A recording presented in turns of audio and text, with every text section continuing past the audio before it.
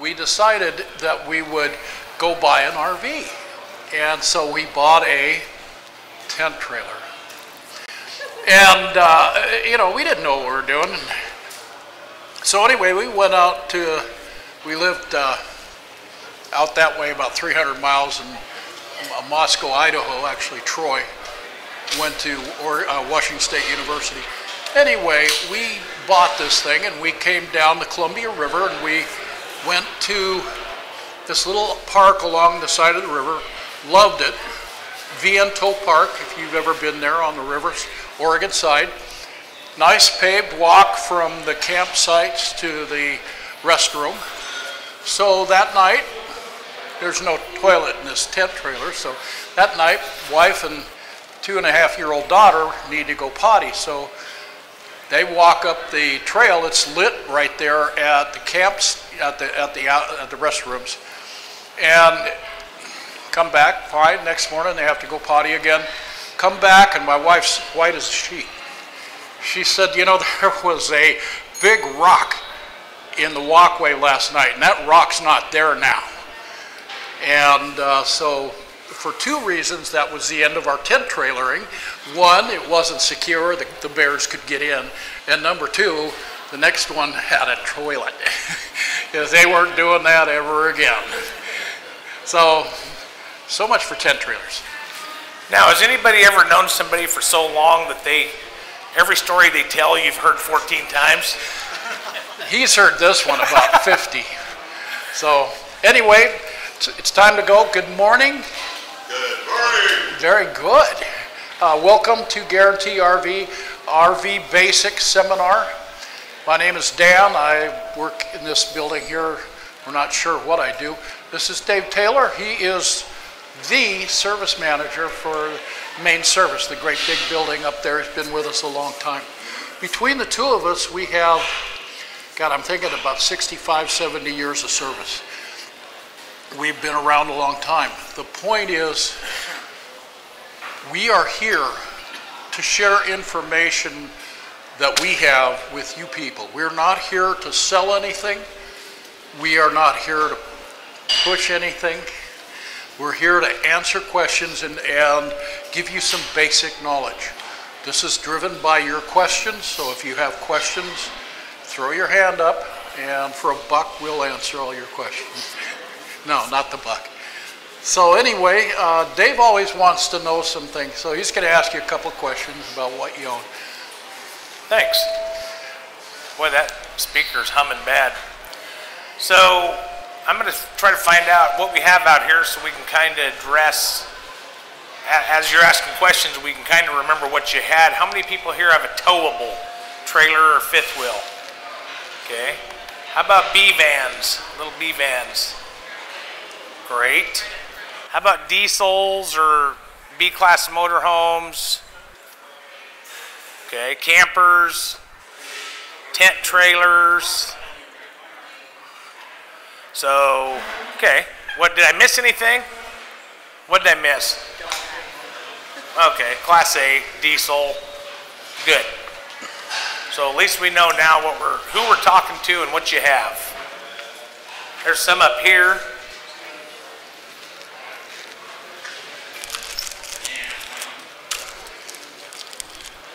Let some people get seated. Did everybody grab something to eat? There's plenty here. If we run out, we'll get more.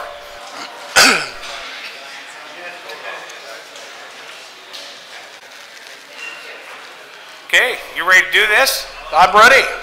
All right. Usually he bogarts this thing because it's all technical and he knows everything. But on this one, I get to talk a little bit. So the first thing that we're going to talk about is RV batteries. Every coach is controlled by 12-volt systems. And if your batteries are not maintained or in good condition, you're going to have a litany of problems. So for many of you, this RV industry thing is a whole new thing, and so you're not aware of everything you need to know about batteries. So hold on to your lug nuts because here we go. There are two kinds of batteries in an RV. If you have a motorized motorhome, or if you have a pickup and a trailer, you're going to have one kind of battery that starts the engine. That's a chassis battery. That starting battery has a lot of thin plates.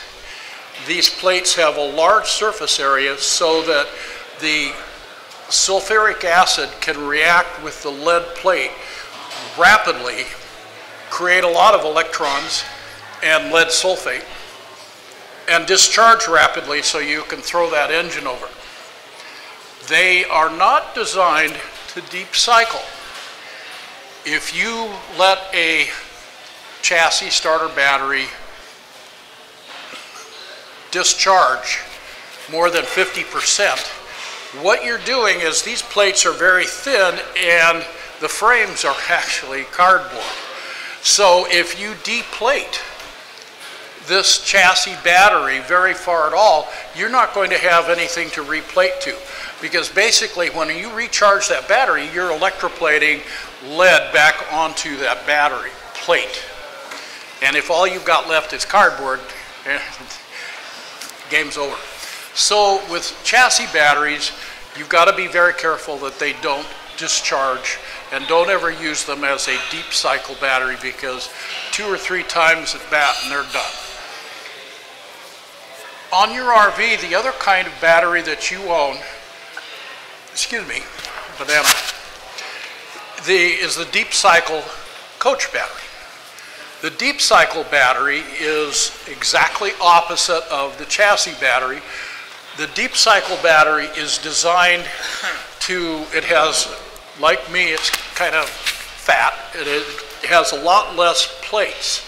So you don't have near as much surface area, but what you have is a lot of lead on every plate. And the frame of that plate is a Babbitt material, and I don't know what they're using these days, but it has an affinity for bonding to lead. So you could totally discharge this battery and still have lead and frame to replate to.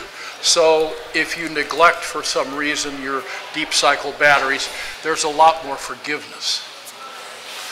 Having said that, they don't do a really good job starting engines. They're not designed to rapidly discharge, but they are very good at giving a small amount of current over a long period of time. These batteries all charge pretty much the same way, so one alternator can handle, or one converter can handle these types of batteries. Now, those are the 2 types of batteries. Now, each of these batteries comes with different kinds of chemicals. You can have what we call a flooded cell battery, which is the wet cell battery. It's just the lead with sulfuric acid, and you pop the lid off and you add a little distilled water to it. Then we have, in our industry, we use a lot of AGM, absorbed glass mat batteries. These batteries are superior in every way, especially price. The absorbed glass mat batteries, we have a pouch of fiberglass impregnated with a gelled electrolyte, and they put the lead plate in it, and then they scrunch them all together, and they have a very good truss system across the top. They're very durable batteries. The other thing is, because they're the way they're compressed and held, they're very good for vibration. These batteries tend to last 2 to 3 times as long as a flooded cell battery. The basic 12-volt battery, if you bought a new or used tent trailer from us, and we would put in that one 12-volt deep cycle battery. They are rated at about 80 to 90 amp hours, depending on the brand, and they'll last 2 or 3 years. They do take some maintenance. You have to pop the top, put distilled water in them occasionally to keep them, because they do outgas. After 2 or 3 years, they've run out of poo. Now, the same flooded cell battery in a 6 volt, and this is what the 6 volt looks like, but this is an AGM. The 6 volt battery, you can put two together to make 12 volts. The advantage is you have better capacity. They'll last 3, 4, 5 years if you maintain them. They're a better design, pound for pound. They give you more electricity, and they will duty cycle about twice as many times as the regular 12 volt. Duty cycle is fully charged, discharge, fully charged, discharge. This 12 volt battery can do this 150, 200 times, now 150, 175. The same flooded cell on a 6 volt is going to do this 300, 350 times. So it's going to get about double the deep cycling of the 12 volt. Now we're going to move into the AGM, which is what we use for solar. Anytime you're doing a lot of dry camping or you're driving an inverter or have solar, these are the ones that we try to get you to use, but they're a lot more money. The duty cycle of an AGM is in the 6 volt, 600-800 cycles. So even though it costs twice as much as the 6 volt flooded cell, it will last 2 to 3 times as long. It's a lot more forgiving. If you're like me, life happens. And I'm not always around to make sure every month that my batteries are fully maintained, and I'm not that anal. So sometimes things kind of go sideways. AGMs are a lot more livable or more forgiving. They can handle a total discharge, sit there for 6 months, and then 90% recover.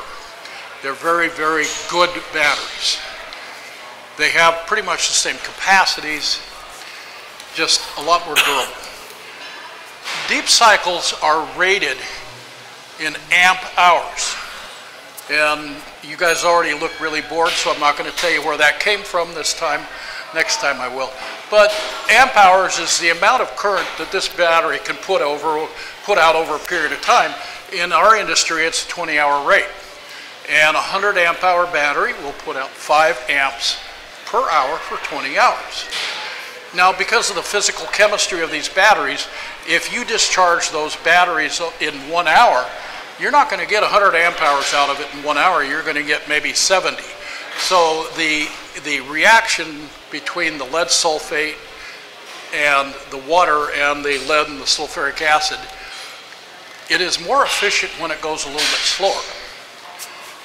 The starting batteries, they're exactly the opposite. They last longer the faster their discharge. So they work completely different, and it's like dogs and cats living together. Don't get it mixed up because it's not good for the batteries. That's pretty much my end of it. So he's going to talk about maintenance and what a true 12 volt really is. Thanks. I'll send you a bill. That was a good one. Okay, so a 12 volt battery. You mentioned it being the heart of the system. A lot of people don't realize we'll get phone calls and somebody will say, we're up dry camping and nothing's working. And I know my 12 volt battery's good because I still have 11.5 volts. And it's a 12 volt battery.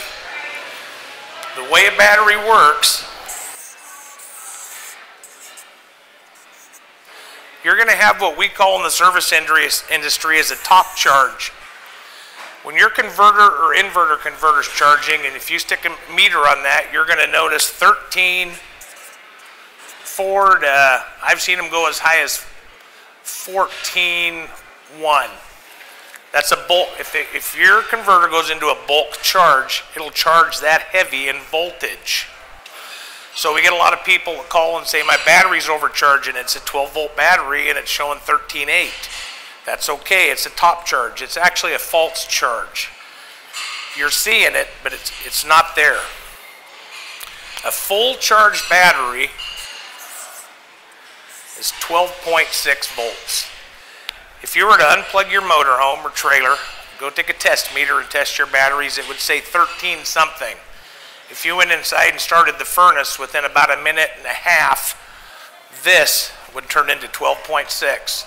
That's perfect. It's where you want it to be. Half, let's say you use it overnight, you don't run the furnace a lot. Next morning you wake up, you're at 12 volts. Your battery is half drained at 12 volts. Your air conditioner, furnace, refrigerator, water heater are all AC, but they have 110 volt, but they have a 12 volt control board in them that has to be operated by 12 volts so that your AC current will work. So usually right about here, between 11.5, excuse me, I'm writing sideways here, 11.5 and 11.8, all your AC appliances, AC and 12 volt appliances, refrigerator, everything I listed, will start to fail. A furnace has flywheels in it. We call them squirrel cages because it looks like the little thing your hamster used to run on when you were a kid. When that starts up, that has to spin at a certain speed in order to tell that furnace to open the gas valve and ignite. That's a safety precaution. That's usually the first thing we hear on the phone. My furnace won't light. Instantly we say, something wrong with your batteries. That's when we hear, no, it's not. I still got 11.5 volts, and it's a 12 volt battery. Your battery needs to be charged. Most of the time we see this happens when you're dry camping. Good reason to have either solar panel or generator. The other times we see it's when it's parked next to your house and you have it plugged in. You go in and the microwave's working, but nothing else is. Usually it's your converter that charges this battery. Something has happened to it. So a lot of this is very easily diagnosed. We just have to kind of know your usage. Another thing with a battery, you have your battery down here with your leads going up. They're going to go up to a distribution panel somewhere in your coach with all these fuses. The wires are going to come out of there and go to everything. There's a ton of them in there, believe me. Some of them in there we've tested, don't know where they go, but they go somewhere in your coach. Low voltage causes high amperage. So we will also hear people, especially on trailers with the new tongue jacks. I don't know if anybody has one of those electric tongue jacks. They're really cool. You don't have to sit out there and work yourself to death. But it's been set out beside your house for the last 2 months. Your battery's at 11.5 volts. You go over there, flip the switch. That jack that's out here on the end of this wire,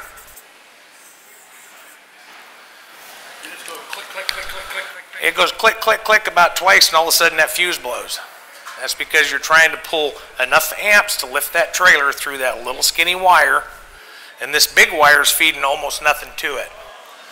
So if you start popping fuses, having breaker issues, check your batteries. It's very important you check your battery fluid levels monthly until you get to where you know your unit. If you leave it plugged in all the time, you need to check it more often. If you don't have to check the fluid. It's not going to boil, it's not going to evaporate out if you're not charging it. But again, if you're not charging it, you're not using it, it's going to be lower off when you start. So go plug it in a couple days before your trip, make sure everything's good, check the fuses, check your water, because once that water goes below that plate, we don't even try to save them anymore. Grandpa used to go down and get distilled water. He'd always have 6 batteries out in the garage sitting on plywood, trying to save them all. Once they get below that stage, it's not worth the headache. Once you see it happen, just tell yourself, I need new batteries. So you're looking in these 2 batteries, and the one on the left over here, let's say you have 2. Most trailers, if you have a slide room, we install 2. Most motorhomes have 2 to 4. So I'm burning up more paper today. If you got your 2 batteries, and you look down in this one, and you see some plates that are visible, don't just run down to Bi-Mart and buy a battery to replace that. If you know how, that's great. Anytime you're going to work with batteries, please wear eye protection. I've seen too many people not, and it's not pretty. When you replace this battery, you replace that battery. They're in pairs or whatever. If there's 4 of them and one of them's bad, bite the bullet, buy all 4. If you stop off at Jim Bob's RV Supply down in Southern California, if you just need to get by, probably be okay. But if he says, hey, we'll just throw 1 battery in there for you, just tell him to do 2. It's like putting, does anybody remember, now we have LED flashlights where you can run them for 6 years on a watch battery. But we used to have to put batteries in flashlights. I know a lot of us guys with some age remember that. You have 2C batteries in a flashlight. When your light starts to go dim, you never just took 1 battery out and stuck another battery behind it. It got brighter, but what happened was that bad battery that was in front of the good one took the good one out twice as fast. So replace 1 bad one with a good one. What's happening is this battery is already a little bit down, so your converter is going to come on and charge the bad battery first because it can tell where the charge is needed. They're smart chargers. It's going to overcharge this battery, and in 2 months you're going to look at it and this battery is going to have lead plates showing and be bad. And what happened is then you have just taken life out of your new battery and you start playing this back and forth game. Batteries aren't expensive. You don't have to buy them from us, but do them in pairs. Make sure you do them all. Any questions on, hopefully I didn't confuse anybody. Sometimes I confuse myself. Yes? In storing a battery when the motorhome is not being used, should you plug in with 110 to hold that kind of a low charge, or are they better off just sitting? Okay, good question. He's asking about storage. Huh? His question is, when he stores his motorhome, should he leave it plugged in or not, basically, when he's storing it? You'll notice that Dan and I have been doing this a long time. Sometimes we disagree or agree on a lot of stuff. It doesn't mean either one of us is wrong. There's just 2 different ways to do it. I've had RVs for 35 years, 34 years. He's had RVs. Like 80. Well, no, it makes me over 50, let's put it that way. He's had RVs a long time. We've both been in this industry. Batteries have come a long way, converters have come a long way. There used to be a single stage converter years ago, not that long ago, that when you plugged it in, it charged full blast all day long, and it used to boil batteries up. The new smart charge converters and inverter converters, they're a 3 or a 4 stage where they'll amp up, then they'll come down and drop, they'll go into a float charge. Yes, you do have to maintain your water more because it's boiling, or it's not boiling, it's evaporating off. But I use my RV a lot, so I like it to be topped off, ready to go whenever I want to use it. Currently I'm living in it, but hopefully not much longer. Mama's tired of living in it, we're getting a house. So I like mine to be plugged in all the time. And I know that when it's plugged in, I got to go out just about every 3 weeks and put in my little bit of water. If I only plugged in 4 times a year, I might not only have to check them once every 6 months. So my theory is keep it plugged in, keep the battery warm. You can use your fridge inside. If you have company come over, it's ready to go. That's my big thing, it's just ready to go. Dan, on the other hand, and like I say, we're not wrong. There's just 2, and either one you pick is not wrong or right. It's just your preference. So what's your version? Well, I'm kind of coming around on the newer converters, leaving it plugged in, but the old taper charge ferro resonant converters didn't have charge control, so they would destroy your battery. But the reason I don't like to keep it plugged in has nothing to do with your batteries. In the summertime, that's fine, but the big issue that he and I still go around on is I don't like to, a lot of people plug it in, then they got to make sure the fridge is on and it's ready to go. The problem is that through the years ago they used to say the fridges would last longer plugged in. Now it's pretty much a push. Whether you plug the thing in and turn the fridge on and let it just run, or if you wait till you're about ready to use it, I'm a wait till you're about ready to use it guy, just because I'm cheap. So he's got me pretty well convinced on the batteries. So I'm not going to argue that this time. I'm sorry. Come around to the dark side. Well, you know, you can only beat me so long. Oh, wow. Yeah, the guy in the back. What do you think about maintainers? I thought we had maintainers in here. Maintainer's not much different than a smart converter. It's only a 1.5 amp. Yeah, maintainer's fine. He's talking about battery maintainers like you put on a motorcycle or a lawnmower. They're fine. Your converter should amp down enough to your converter should amp down just enough to, it's going to be about the same. A lot of people take their batteries out of their RV and put them in the garage and put a maintainer on them. Well, you know, I live in mine. So, yep. Now what about, you know, I run golf cart batteries. And you know, or heard or what, somebody was saying you were supposed to use a maintainer on a battery. Well, the problem is 1.5 amps isn't enough to, if you're living in it, you're, Series anyway. yeah, but still you're using more amps than you're putting in at 1.5. Just need to keep your converter in tip-top shape and let it do its thing, especially if you're living in it. Hello, how are you? Hi, thank you. I'm not a fan of the trickle chargers, that kind of thing, for what he said, but one of the problems we have, especially in the older coaches, Ford says that 6 weeks is acceptable. If you go out and you try to start that Ford chassis Class C or your Class A or your workhorse chassis or whatever, if it's been 6 to 8 weeks, you may find that battery struggling. And as I told you in the beginning, that's hard on the chassis starting batteries.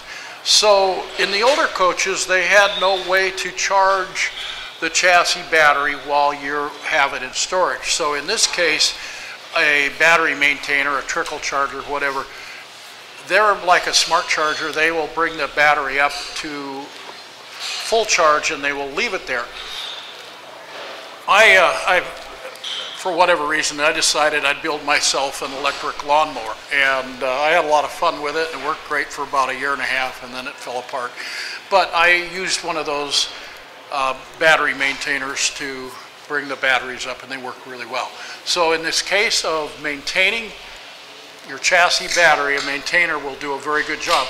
A lot of people, 2 to 3 months out, they jump in and they say, well, I've got the emergency start, I'll just use that. But in the meantime, they're destroying that battery. So I highly recommend a maintainer for your chassis battery. Or we can put in a bidirectional relay.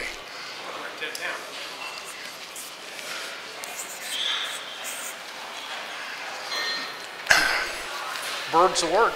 You gonna tell them or you want me? No, it's all yours. Okay. You're the guy on this. If when you're plugged in, if your house battery, Newmars, most Newmars in the last 5 years, 6 years, that long. Shoot. Oh, okay. I was gonna say I am getting old. They have what they call a bidirectional isolator relay delay, and you can buy them aftermarket. What that does is, when you are plugged in, once your house batteries are completely charged, this isolator relay switches over and charges your chassis batteries. When they're full, it turns off. Basically, it goes back and forth. It isolates the batteries and keeps them both charged. There are several, I'm not sure if Winnebago's doing it on all their models yet, but we can install those. The little battery maintainer is definitely a little less expensive, but if you don't want to have to go out and plug that in and do all that, we can install bidirectionals. We have to look at your system to see where we have to mount it, how far we have to run the wires, anywhere from $500 to $800. Or anybody can do it, whoever you choose to go to. If you're just here because Dan's good looking and I'm smart, but you do your business somewhere else, that's okay.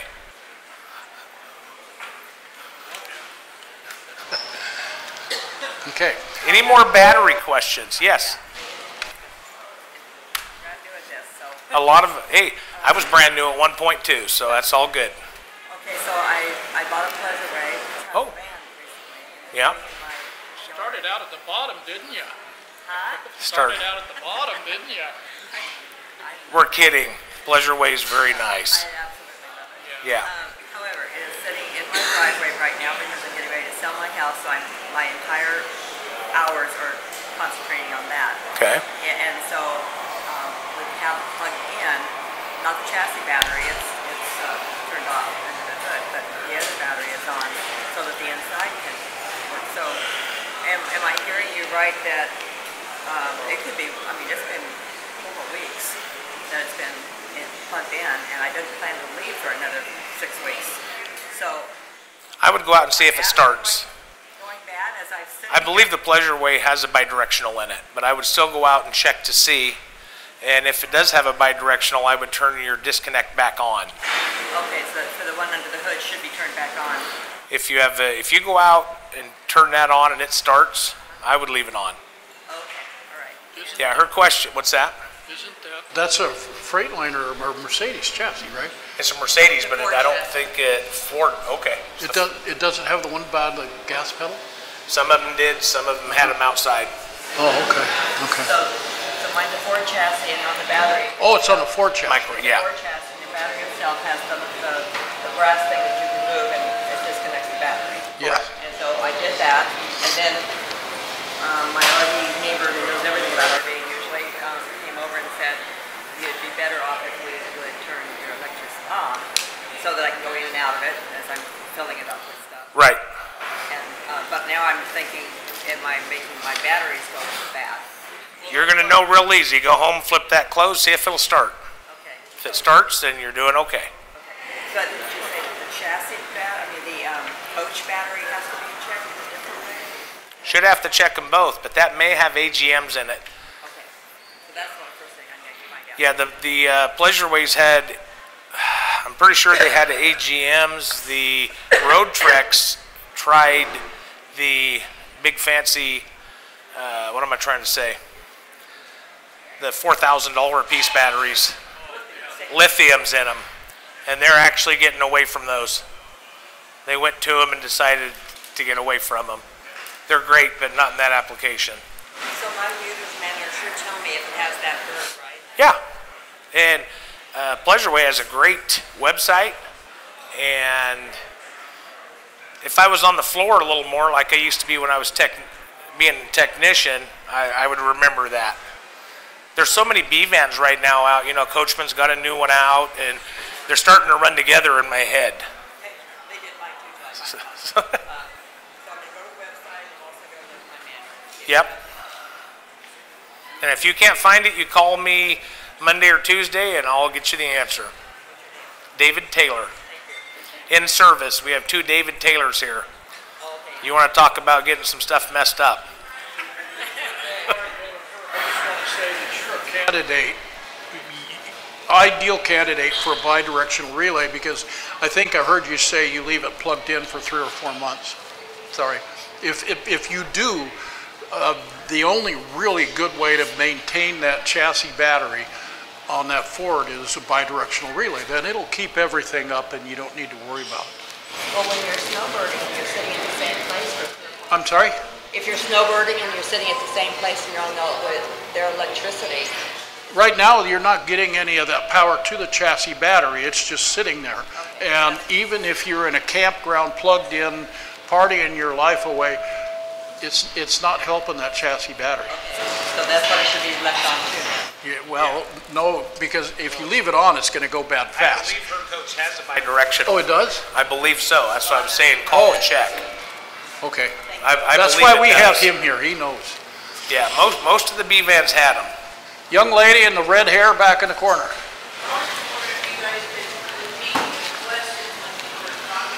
Yeah, We're we'll try to old do as that. They want us to repeat the question. Oh, okay. I'm sorry. Sometimes we get going and forget to repeat it. Yep. Okay, batteries, right here. Solar charger on top of your AC. I got a towable. I also got a disconnect. So if you're gonna leave it for 3 months, should you shut that off or just let it keep charging up your batteries while you're not gonna use it? Okay, his question is about turning the battery disconnect off if you have solar panels. Now, you said the solar panel on top of your AC. Right. You have one of those little bitty ones? Just let it go, right? Let it run. Well, that's really not. Dan's the solar panel man, we call him. So I'm gonna let him answer what to do with that solar panel instance. So I really believe in solar panels, but all you have there is a excuse for the sales department of that manufacturer to say, you've got solar. If you look at that solar panel, it puts out 0.06 or 0.08 amps per hour for an 8-hour day. And by the time you look at the other end of the wire going to the battery, you're at a big goose egg. I mean, they're cool, but they do almost nothing. And so to answer the question, if you have solar, regardless of whether it's installed at the factory or aftermarket, hopefully the aftermarket people know this, you always install that outside of the disconnect. So it is always, the charge controller on the solar panel will do its own job. So they are, and to answer your question, you don't need to keep the battery disconnect on for charging for that solar charger to be connected to the batteries. Now, I have 2 comments to make about batteries and that, but first, what is a battery disconnect actually intended for? Oh, Isn't that nice? Rolled me right into that. Okay, real quick one. Battery disconnect. Most people have them in their units. Agreed? Mostly? The battery disconnect was never meant for storage. It's meant for fueling. If you're pull into the gas station, you disconnect your unit. That gets rid of any chance of a spark, accidental furnace to start, the water heater to start, anything to happen while that guy's over there putting propane in your motorhome or fueling it up. They were actually put on boats years ago. A lot of the RV industry comes out of boating years ago. The big cord that goes into the back of your motorhome or the side of your trailer is called a shore cord. It's because they were boat to shore cords. So it's actually for fueling, not for storing. A lot of people will call and say, I had my disconnect off for 1.5 years and everything's still dead. There's a lot of stuff wired past the disconnect that has to be there. A lot of memories for the radios, transmissions, depending on if you have an electronic transmission. So a disconnect was meant for fueling, but we do use it for storage of house and chassis batteries also. There. Good? Okay. You've done that before. I have. So the last 2 comments on batteries, unless somebody has a question. It's the classic, which came first, the chicken or the egg? And the answer is the egg, because it was a mutated form of the proto-chicken. So here's the deal. People ask me all the time, I pull into a campsite, what do I do first? Do I run my jacks down? Do I put my room out? And I just don't know what to do. So the reason this is tied into batteries is once we work out which you need to do first, the whole point of this conversation is about the batteries. When you pull in, hopefully the batteries are fully charged. But when it comes to your jacks and you hit the button and run those jacks down, that's 35 to 55 amps. That load will pull that battery down really fast. You probably do okay for the first slide or 2, but after that you start seeing problems with the slides.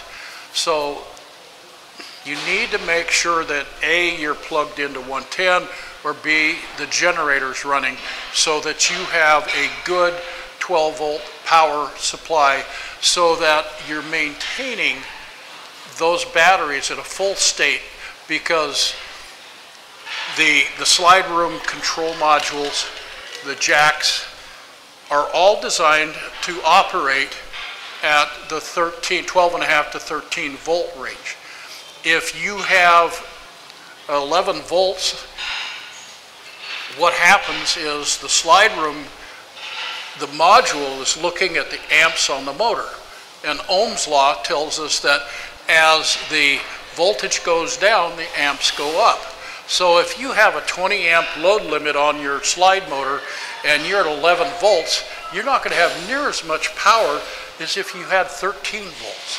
So the moral of the story is always make sure when you're going to operate your key appliances like your slides and your jacks to make sure that you have it either plugged into 110 or you have the generator running. Occasionally on some of the older coaches, the jacks were tied to the engine, but you know, that's all the old stuff. Yes, sir? So if you're hooked up to your pickup and you still are plugged in, are you getting some benefit from your truck? Is the engine running on your truck? Yeah, and the other problem is that thing is designed to maybe take 20, 30 amps, but it's not a real heavy duty system. So if you were my brother, I would beat you. I'd throw a beer at you for that. I'd waste a beer for that because it's really hard on the system and it really is not doing you any benefit. If you look at a engine alternator at idle, in my old truck, a 93 GMC or Chevy, whatever it is, the voltage at idle is only about 12.2.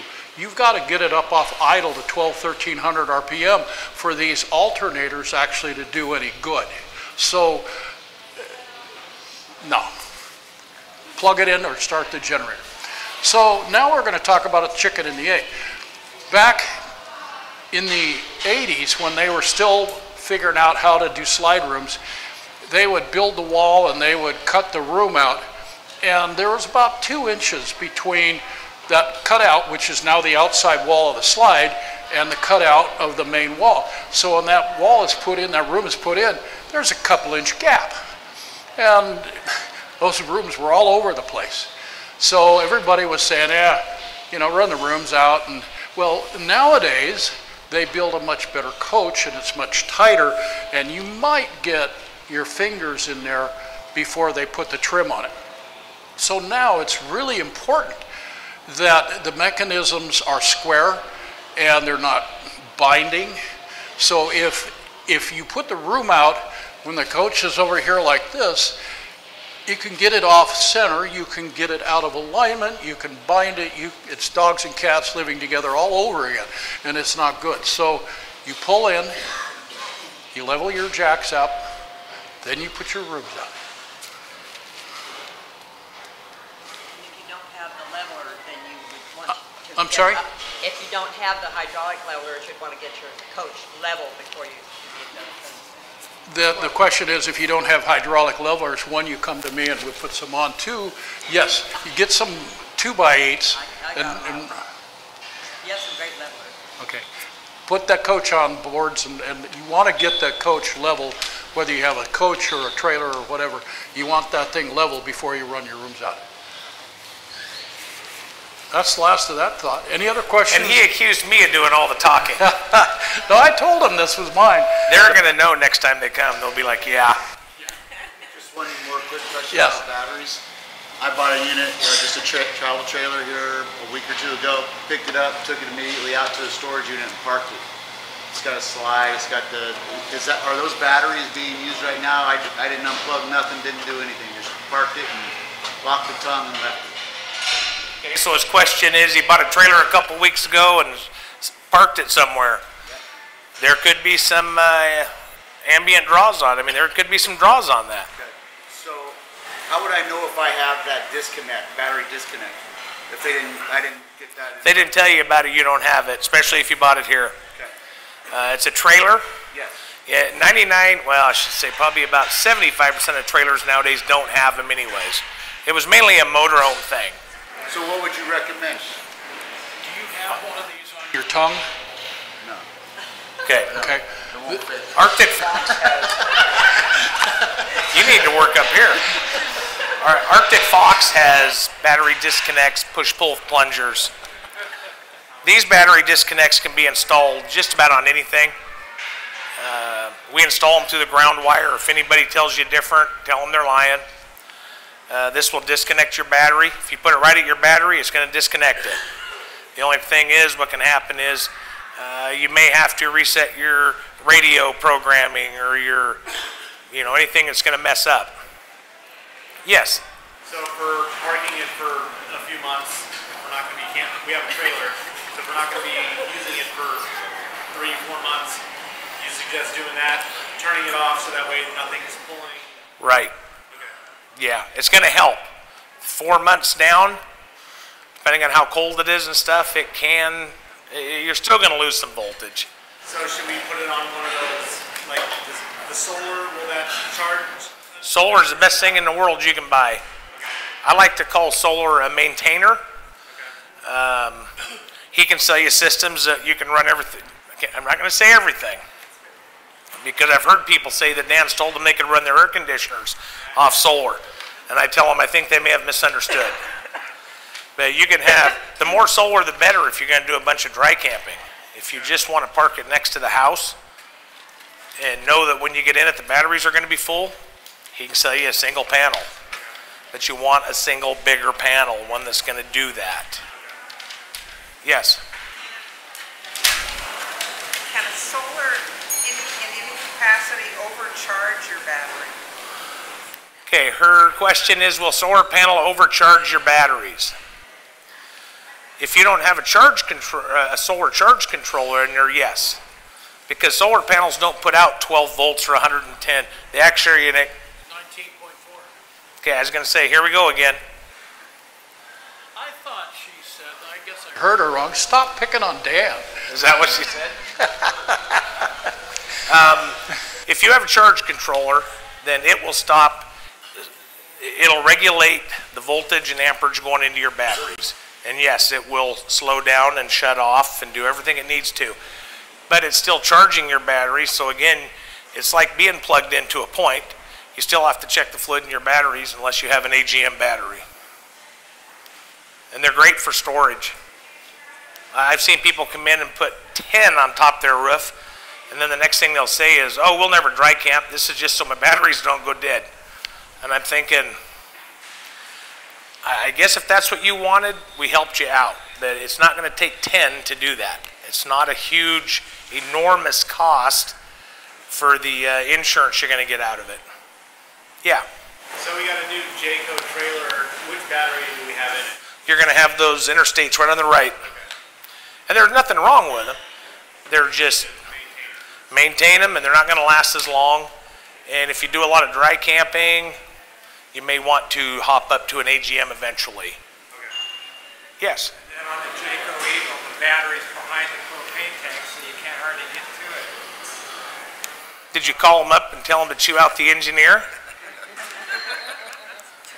Okay, his question is, his batteries are hard to get to because they're behind the propane tanks under the front end. You ought to see how we have to put those in. Usually it's laying on your back, shoving them in. Can they be put on outside of the fiberglass cover? We would have to look, see if there's room. As long as you're propane. His question is, can we move his batteries?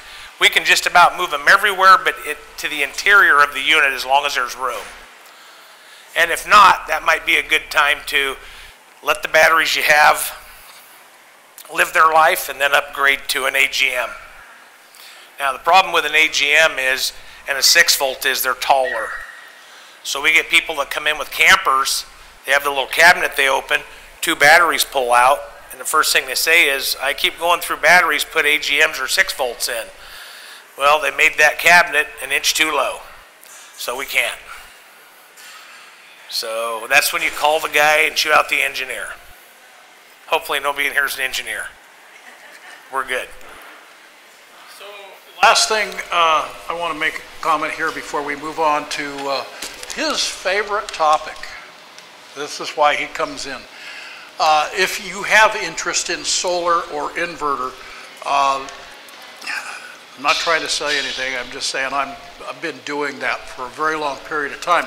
It's a very personal thing, but it's how you use your coach and what your expectations and desires are. If you decide to do that, you need to find a dealer that you really trust, that has experience in that, because there are so many pitfalls and you can waste so much money on solar and inverter. But it's something I believe a lot in, especially if you dry camp. It's a wonderful technology. So with that, we're going to go to our plumbing systems, and Dave gets to talk about poop. For those of you that have been around before, you know this is his baby. We deal with it a lot. Okay, we're going to go to plumbing systems. Everybody here should have a water tank, fresh water tank, a black tank, and a gray tank. Even the tent trailer, there was a tent trailer here somewhere. Even the tent trailer should, if you don't have a restroom, then you might only have a fresh tank. So this one you can just sit out if you want. So you're going to have fresh, black, and gray, possibly even 2 grays. You're going to have a water heater. And of course your faucets and toilets, everything combines at some point. First thing I'm going to talk about is water heaters, so we can get those out of the way. Your water heater, thanks Vanna. Your water heater has a, you know what, rather than waste a whole sheet, I might go back. Oh, come on now, I get paid for every sheet. I know, but I'm trying to conserve. Millennials are teaching me this. Your water heater's a round tank, kind of a cylindrical, looks round. It's got a little water. There's a plug right here for draining your water heater. Everywhere you go in the United States, or even if you just go to the coast and back 12 times a year, even if you have a filter, you're going to get this junk down at the bottom of your tank. Your house water heater, I don't know if you ever noticed, has a looks like a water spigot on the side of your house on the bottom. Every now and again you should hook a garden hose to that, run it out the front door, and open that valve, because you're going to get sediment and junk in the bottom of your tank. That's most common reason people replace their hot water heaters in a house, is because this here eats the bottom out. Same in these. Some are porcelain lined, some are aluminum. We have, oh, I didn't get an anode rod today, that's okay. They have zinc rods you can put in here to help keep the aluminum from eating out. But at least once a year, take that plug out, take that washout tool, put it on your garden hose, and rinse the inside of your water heater out. You'll be amazed at what comes out of the bottom of your hot water heater. Most people smell it before they see it. If you're taking a shower and you start smelling sulfur, you know, it's a smell, you'll know it. All of us knew somebody. My grandparents had an old farmhouse at Sweet Home that had sulfur water in the well, and hardest water in the world to drink. It was clean, it just smelled.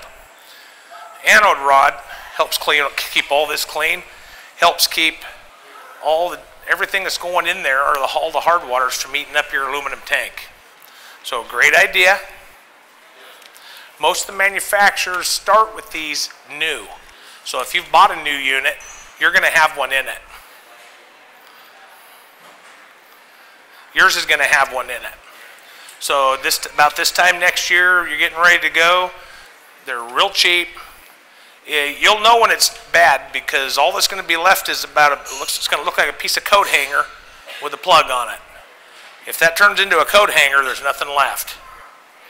So wash these out, get all the gook out, put the plug back in. It's going to be a great experience. Plus, an outside water filter doesn't hurt. Doesn't have to be the $1,000 one.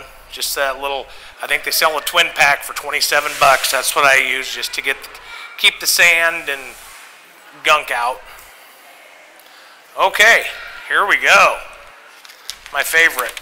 We're going to go right to black tanks. Does everybody in here know what a black tank is? Darn it. Okay. That's this tank that hides out in your motorhome.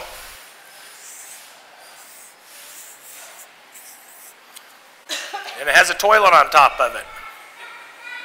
We all know what happens here.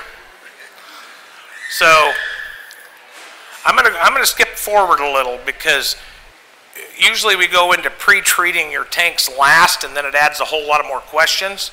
So when you buy your rig, decide to take your rig out, you're going to take a 5-gallon bucket, not in yours because you only have about a 10-gallon black tank.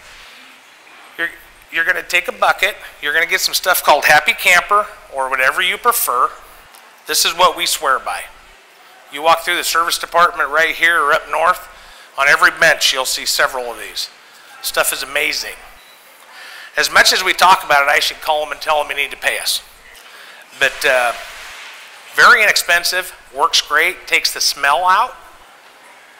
It dissolves the waste so that when you're dumping your tank, everything comes out. So you're going to take a 5-gallon bucket, put water in it, sprinkle your couple scoops in there. It's cheap enough, I always put an extra scoop. You're going to stir it up. You're going to open up your toilet and dump it down in your toilet. What that's going to do is lubricate the bottom of your black tank. It's going to give you a coating of water down in here so that when you do the inevitable, which is these little dudes that fall down in here and stick to the bottom, they don't just go plop and stick. They will kind of plop and kind of roll out, start to dissolve. That's the main thing in a black tank. You need stuff to dissolve. The paper that comes down needs to start to dissolve. The paper is a lot harder to get dissolved than the human waste, believe me. So, that's pre-lubricating. It's a great thing to do. Some people, if you will do it right when they're dumping at the park, you leave in a campground. If you're quick and you're not holding up 6 other guys, last thing a guy wants to watch you do is lubricate your tank with 6 guys behind him and he's next in line and he's got 3 dogs in the back seat and 2 wet kids. He wants you to dump and leave. So might want to dump it and do it at home. Another thing about this tank, toilet paper. I don't use RV toilet paper. I live in mine. But I don't use the Charmin 16-ply quilted, you know that stuff. About 3 little sheets of it, and it's about that big, and it feels really good. But it's a little harder to dissolve. I use a good single or a light double ply that I get at Costco. Works fine because I use something to help tear it apart. Get that woven wood fibers torn apart and loosened up. We get people that come in and my toilet's all blocked up. You go in and look down, yes it is, and you look over and they've got that Mondo roll of that super duper 5-ply. And believe me, it can cost a lot for us to have to work our way down through that and get that washed out. And usually the guy that gets that job is the guy that was late that morning. So most of my guys are on time. John's the service manager down here at this building back there hiding out. But he knows what I mean. There's enough of those jobs out there that the guy that's late could be in for a surprise. So, toilet paper, a big thing. Chemicals, a big thing. This is not a flowery deodorant thing. They do sell some stuff that when you flush the toilet, it smells like poopy roses. This isn't that. If you want poopy roses, you can buy some of that too. This takes the smell out of the waste. So when you flush it, it just smells like water going down. It is good stuff. Don't listen to, depending on what campfire you go to in Arizona, somebody will tell you, oh, to use dishwashing detergent and Tide or gravel, ice. Usually by the time you dump enough ice in there to do anything, start the unit and get it on the freeway, it's turned to goo. It's just water. Unless you want to put 20 bags in there, the best thing to do is keep them clean from the start. Then you don't have to worry about them later. That's what my dad used to say. Okay, so black tank. We hear this all the time. Guy comes in, he's owned it 3 months, and he comes in and he says, my black tank's reading half full. So up here you're going to have a probe that goes in there, And then let's put one here and one here. You're going to have a third, 2/3, and full. That's a 3. So they come in and they talk to one of my service writers, or Dan, if they're in a motorhome. We do mainly towables up north in motorhomes. And the guy comes in and says, "What kind of a piece of junk did you sell me? I've only been out 4 times in it. My probe shows 2/3 full, or my tank, and I know it's empty." And Dan says, "Well, you use cleanser, right?" "Well, no, it's a brand new unit. I shouldn't have to use cleanser." Okay. So then Dan writes it up on a warranty thing, and he looks at the customer and he says, "Sir, if we go in there and it takes my technician an hour to clean what you got going here," because you know what's on there, right? He was up Diamond Lake trout fishing. He's coming down 58 with about that much in it. You got a bunch of these dudes floating around in here, kind of going back and forth. And he hits that big corner right there before Oak Ridge. And one of these things flies across here and lands right there. So he has just successfully harpooned a turd.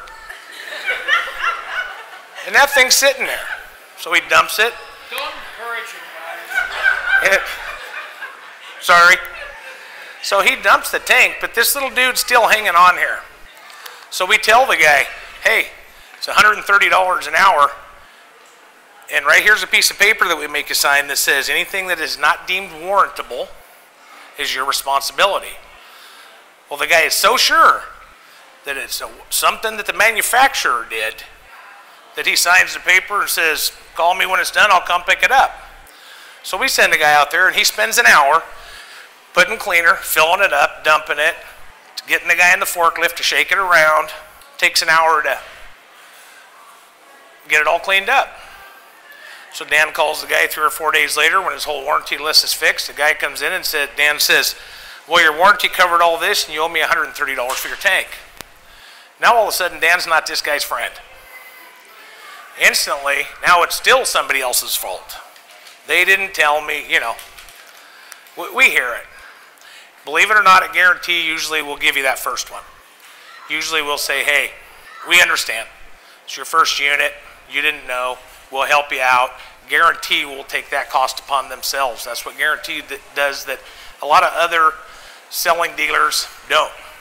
And that's an agreement we have with sales. We don't even have to ask them. They say, "Take care of our customer while they're under warranty," to a point. You back into the post outside your kid's house, you need to get a hold of your insurance company. So we let him off the hook. Next time he comes in and says that, and we say, "Okay, you're going to sign this again?" And he usually says, "Let's see, I'll let you fix those other 3 things. Let me take that home and work on it a little bit." And usually he never comes back for that issue. So cleanliness, keep it clean. If you're fortunate enough to have a dump next to your house, some people have what they call a clean out next to their garage where they park, where you can actually just dump it home. Makes it so much nicer than worrying about it at a park. Take it home, put 2 or 3 scoops of that in there, fill it up, and leave it for 4 or 5 days. Dump it. Do it again. All it's taking you is the 15 minutes to sit there and hold the foot feed down to make sure that that's the only, you're out 20 minutes. Keep that clean. That's probably one of the biggest time consumers we spend in a shop. Between that and water leaks, hours and hours and hours and hours. And sometimes they can get so impacted that we've had to actually take the tanks out and replace them. There comes a point where we won't mess with it. And we've seen that happen within 8 months. Brand new coach, 8 months. Because somebody in the park told them they were at a park. This little thing that comes out the side where you have that cap or you hook your hose to. Somebody told them, "Oh, just leave that valve open." Well, that's great, except you do what you do down here, all the solids start stacking up, all your liquids run out, so before you know it, you got this big tower of doom in here going up into the neck. Once that's like that, we can't fix it. We don't have enough liquid down in there. This is all dried into a solid, dry cardboard hump. So when that happens, We let you know that tank's $700. It's going to cost $300 to get here, and it's going to cost 10 hours to do it. And then you got to pay $200 or $300 for us to get rid of that tank. So that'll be about $3,000. How do you think that person reacted 8 months into their new unit? He was first. I'm coming right next. Our coach has a valve with a, that you plug in and it's sprayed. Are those effective? He's talking about a tank, a no-fuss flush or a tank cleaner. A lot of the new units have where you hook a garden hose to it and you turn the hose on and you can hear it making some noise. It would be nice if they mounted it on the opposite side. Right out here, the outside of your coach, there's a place for your faucet to hook, your hose to hook. You screw your hose on there, it comes through here, and inside looks just like the end of a hot dog, about that far, and it's got about 50 little tiny holes drilled in it. So when you turn this hose on, those little 50 holes squirt gun all over the place. The problem is, it's 8 feet across from these probes. So by the time that thing, it sprays the heck out of about here. Not enough pressure to actually move anything from here. These are nice to sell. They're nice on the unit. I never use mine. It's not going to do what you need it to do. You can use it to fill your tank, but it'll take twice as long and you won't be able to watch it up here. So you could be sitting out here enjoying your Miller Lite, listening for it, and this is coming up all over the bathroom floor. Seen it happen. Seen it coming out the entry door and out the vent on the roof and rolling out down the sides. Usually right after that you call the carpet cleaning guy in a really big hurry and hope he can save stuff. So, hope that answers.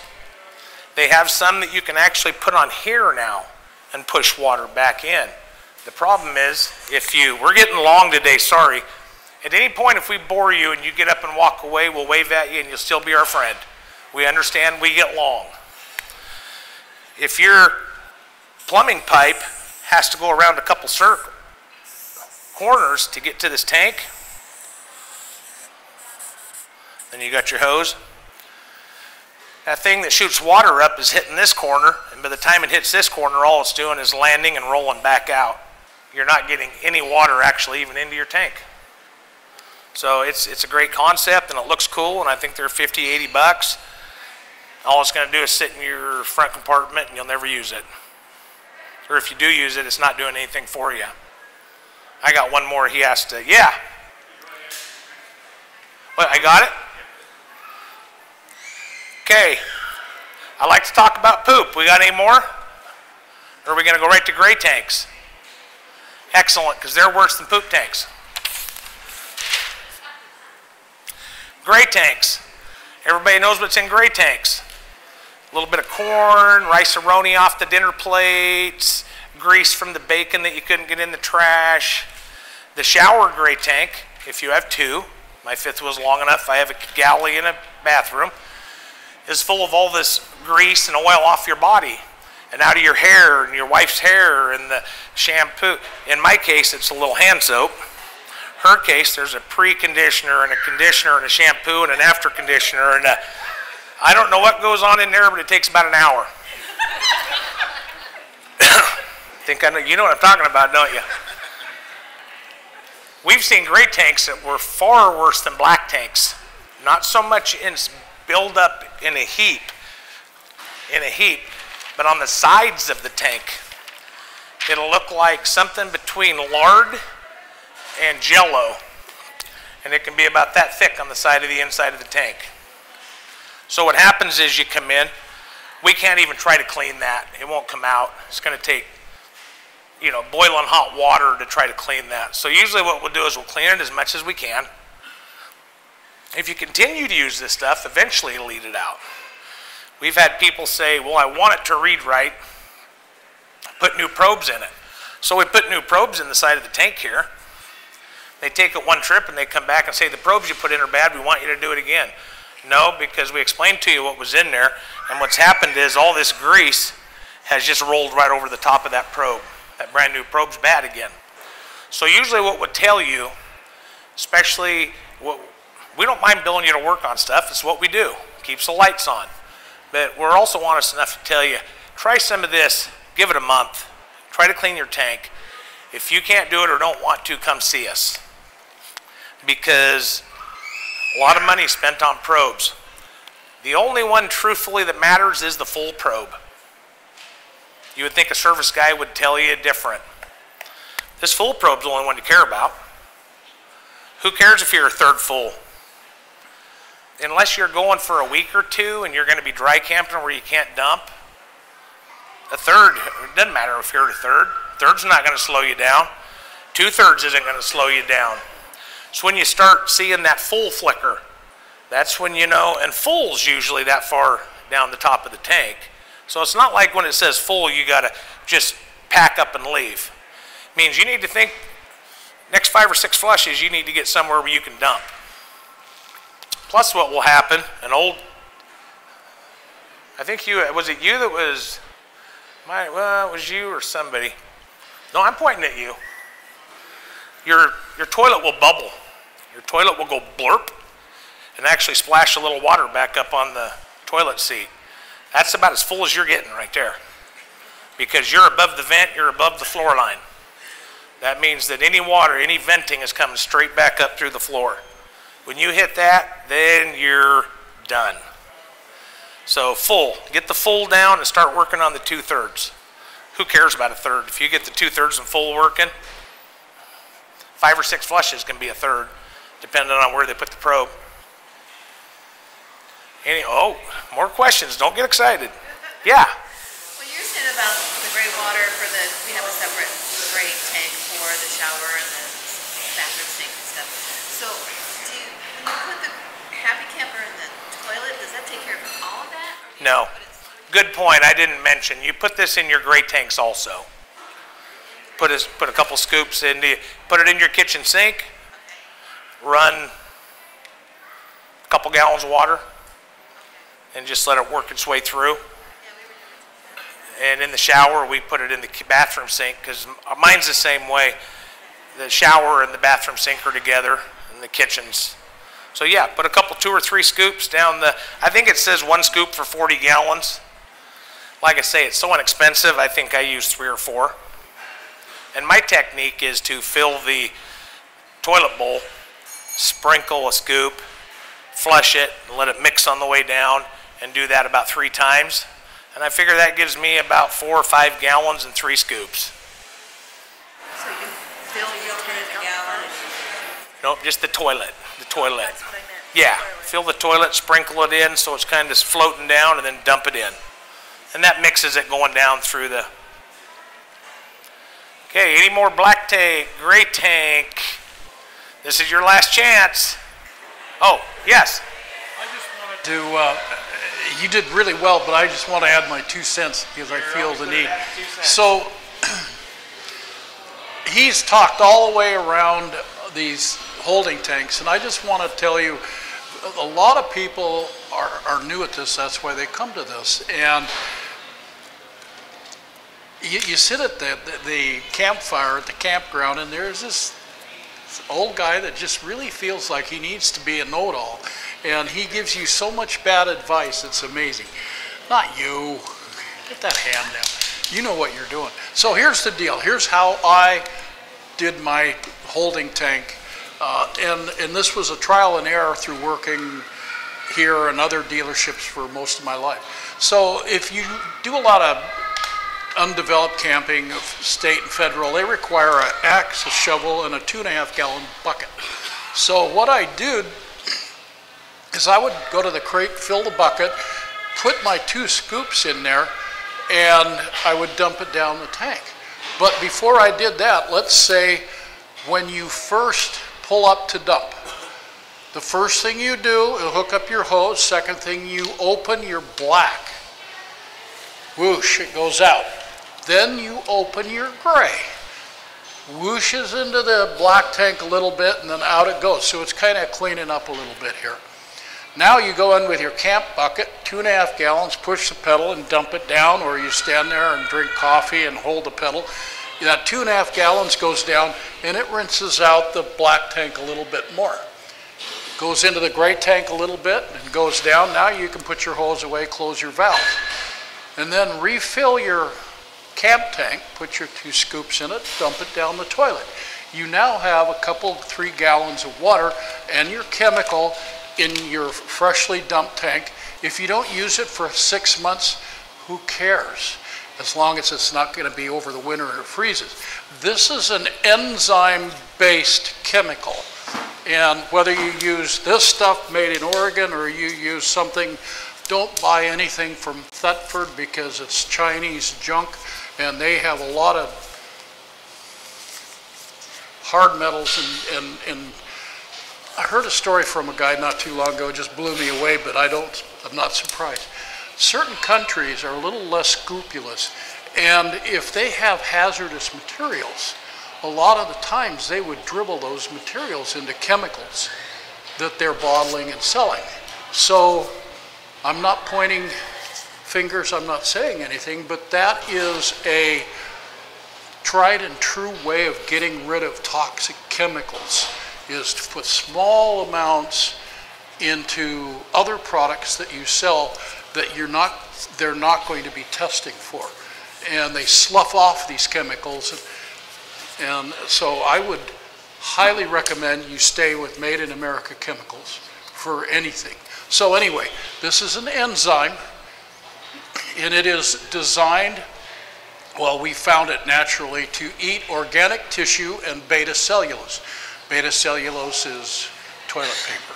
So once you get it in there and it starts developing a culture, it'll live in the pores of your tank and it'll flourish.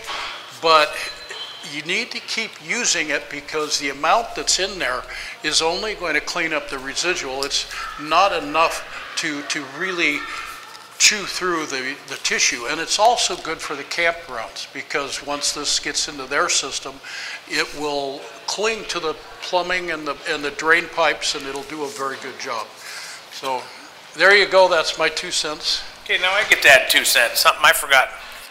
If you insist on, go ahead. I just wanted to say that we highly recommend that stuff. Do you? Good. We've been using it about 6 or 4 years.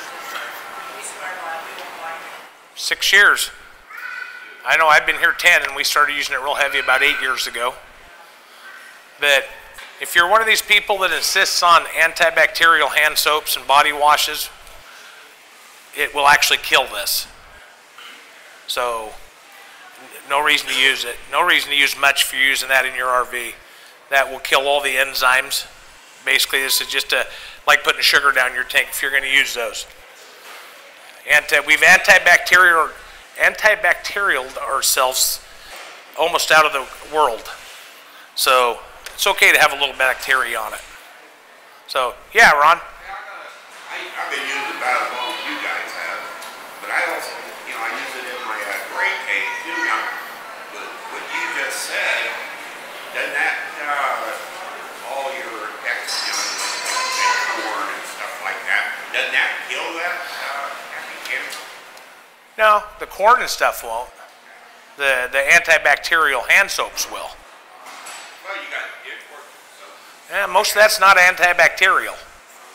Antibacterial, they actually put an antibiotic in it, so theoretically you don't have to ever shower again. Just rub this all over yourself.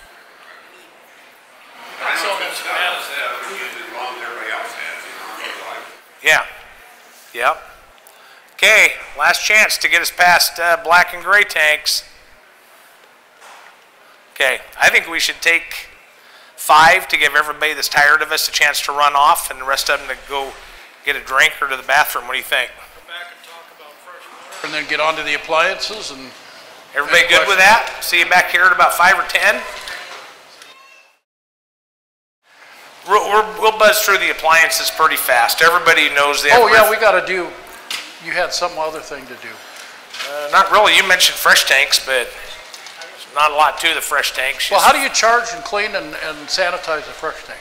Oh, really? Are we going to get into pickles?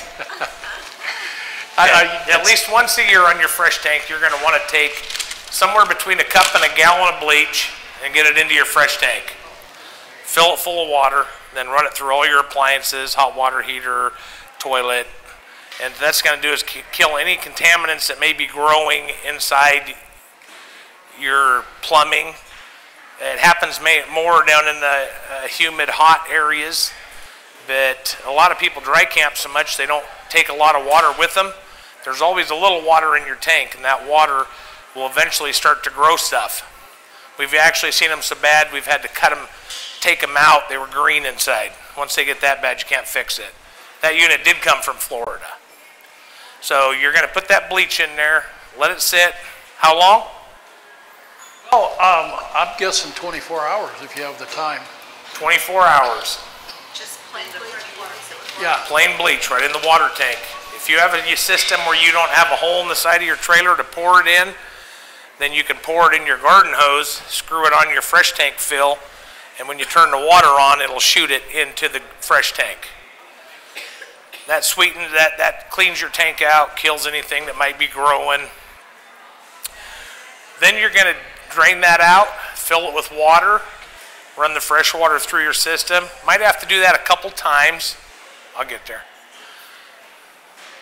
Until you stop smelling so much of the bleach smell. Yes? About once a year.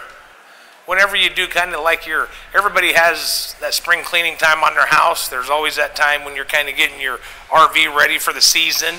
No matter what season, it seems like we camp more in the winter than we do in the summer now.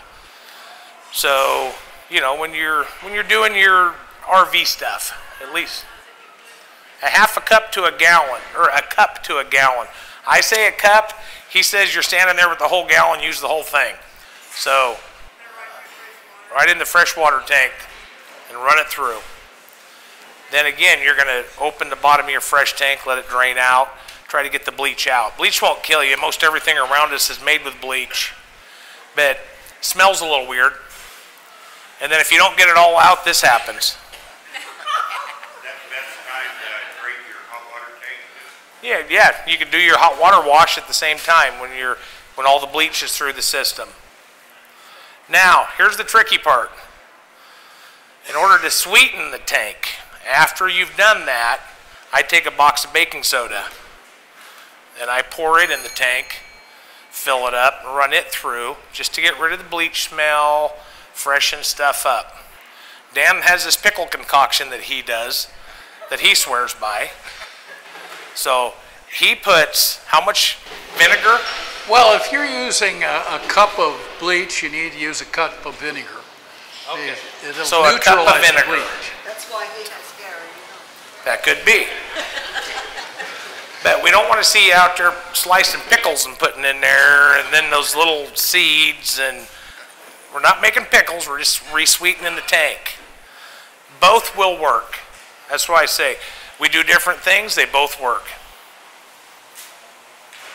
Any more questions on freshwater tanks? Oh, that was quick and easy. Anybody want to talk about water filters? No, I guess we're done. I covered it. Okay. When you were over there sleeping. Okay, appliances, water heaters, refrigerators, furnaces. The main thing is cleanliness and service. At Guaranty, we do, and most other dealers, has some kind of a spring. Depending on what time of the year it is, we'll call it a spring tune-up or a winter tune-up, or because people use their RVs in different seasons. A lot of people put theirs to bed for the year, and a lot of people are just getting theirs awoke and getting them ready to go. The elk hunters and the skiers so when you want to do that, the worst time to find out something's not working is the night before your week-long trip that you planned. Because you're going to call me and say, I got to come in right now, and I'm going to say, I love you, and I'll see you in about 2 or 3 weeks. We are a large company, and this company, this RV industry is still growing. With as many technicians and bays as I have, right now I can get you in about a week. As the season goes on, it's going to get worse and worse. So it's not that I don't think your trip is the most important thing in the world, but I've already put anywhere from 16 to 30 people that day into a line and I can't tell them I can't work on them to get you in right away or you're going to miss your trip. We do have a trip saver program.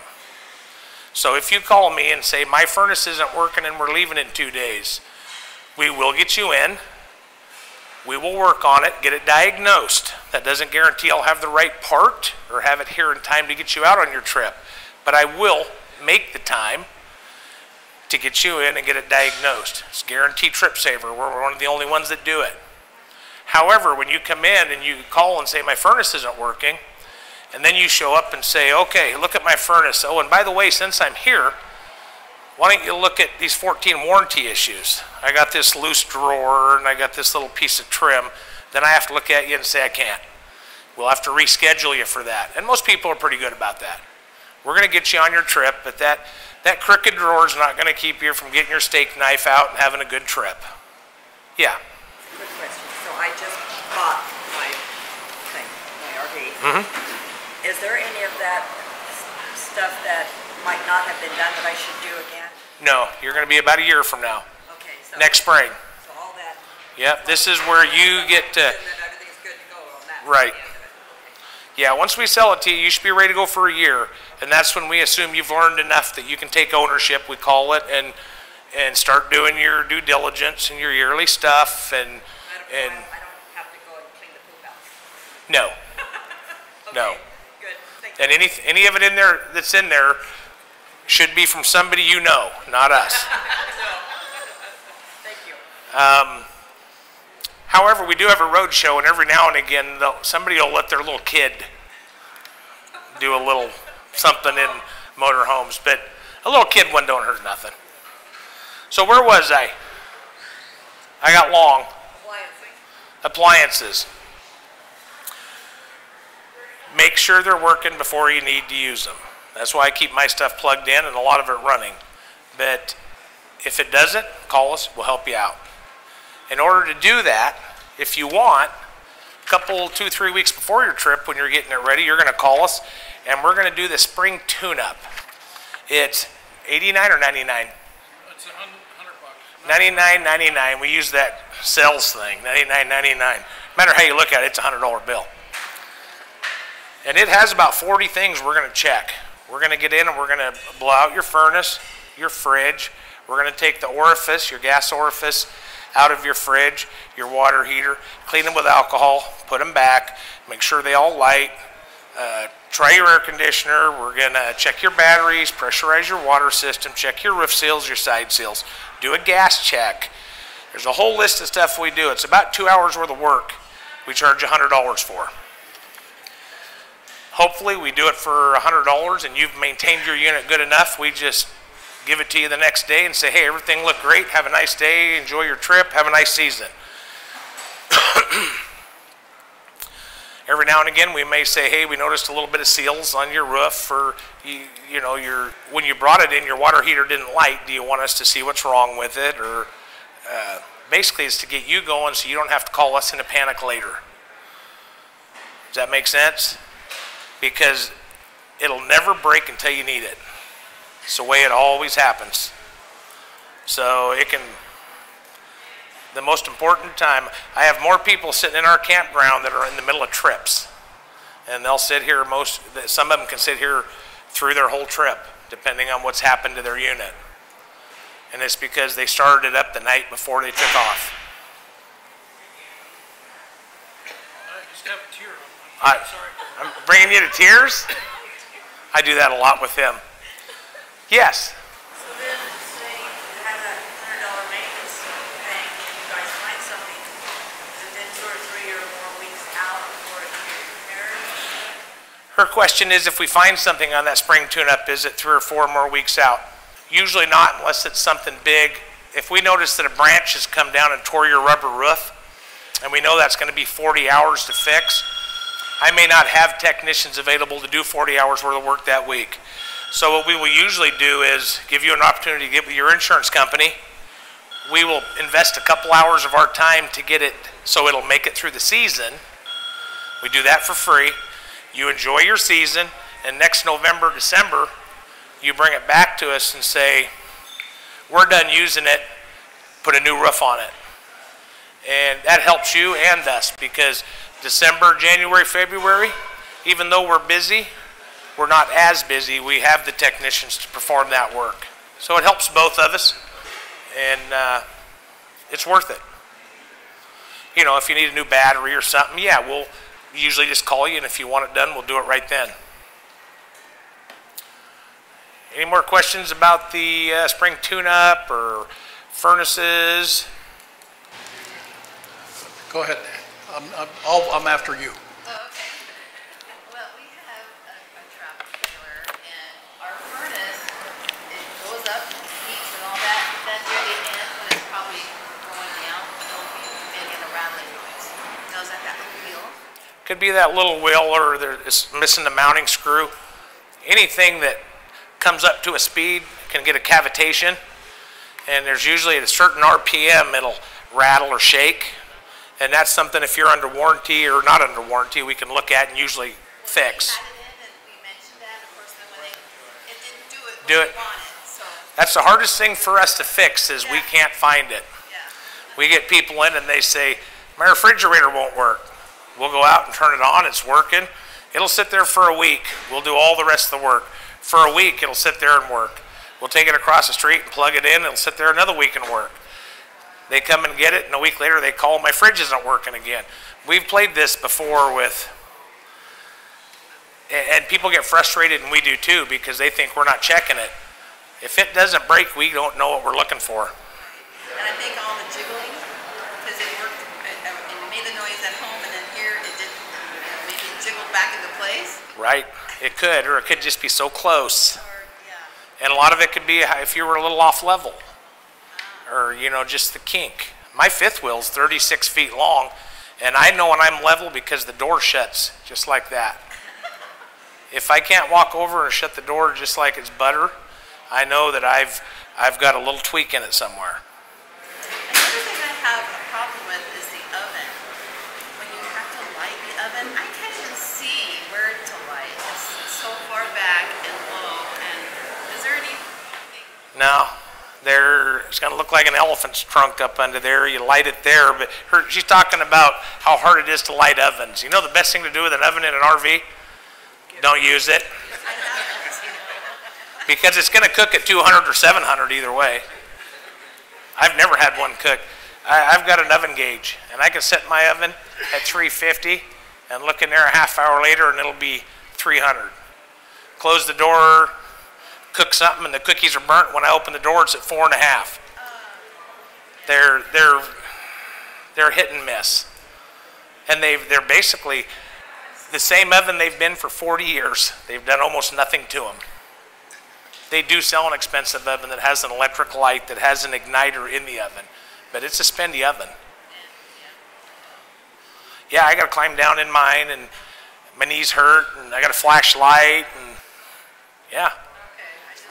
Just being truthful with you, they're a pain. Yes? We've got I think it's a Norco refrigerator.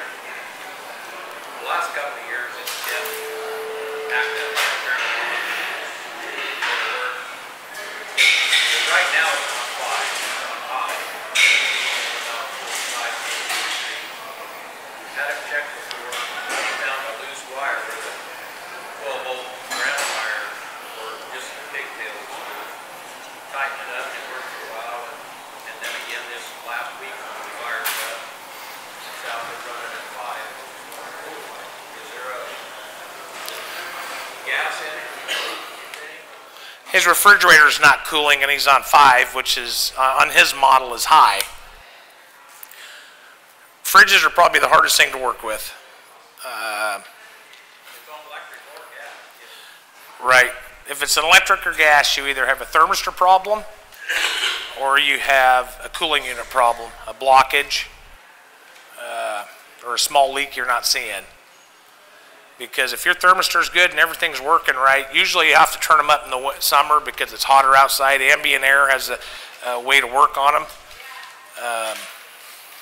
They're an absorption refrigerator. They don't work the same as a house refrigerator with a compressor. So they got to heat up and get hot, and the heat sucks the heat out of the box and makes it cold.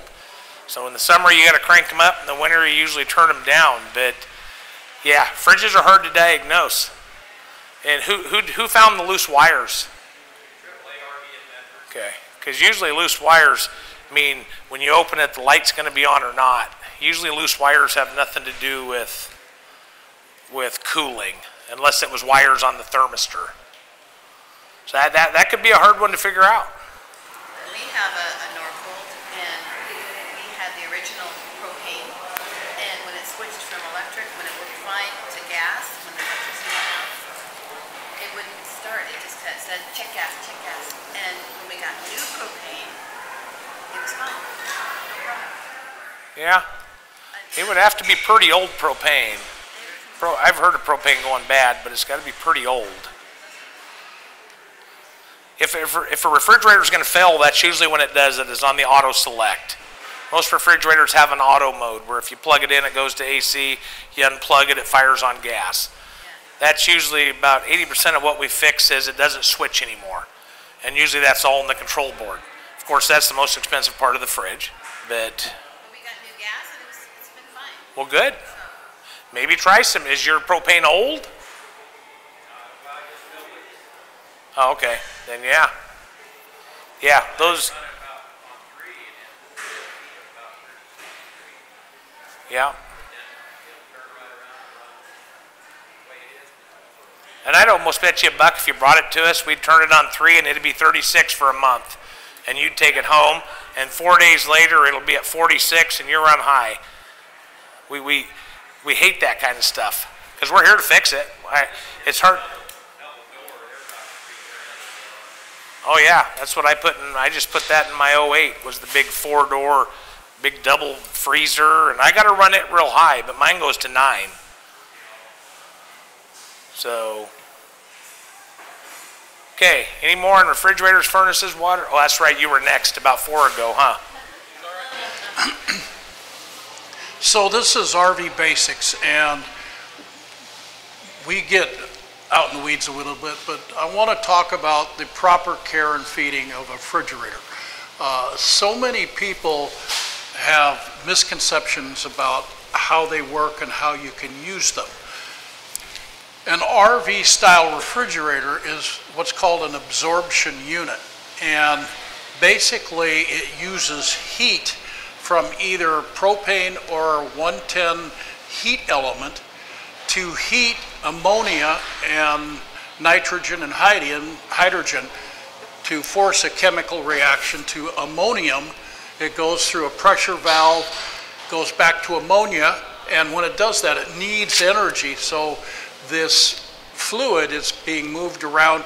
It goes through a heat exchanger in the freezer compartment and sucks all of the energy out of it, makes ammonia, hydrogen, and water again, and then goes back around and it does this in a loop.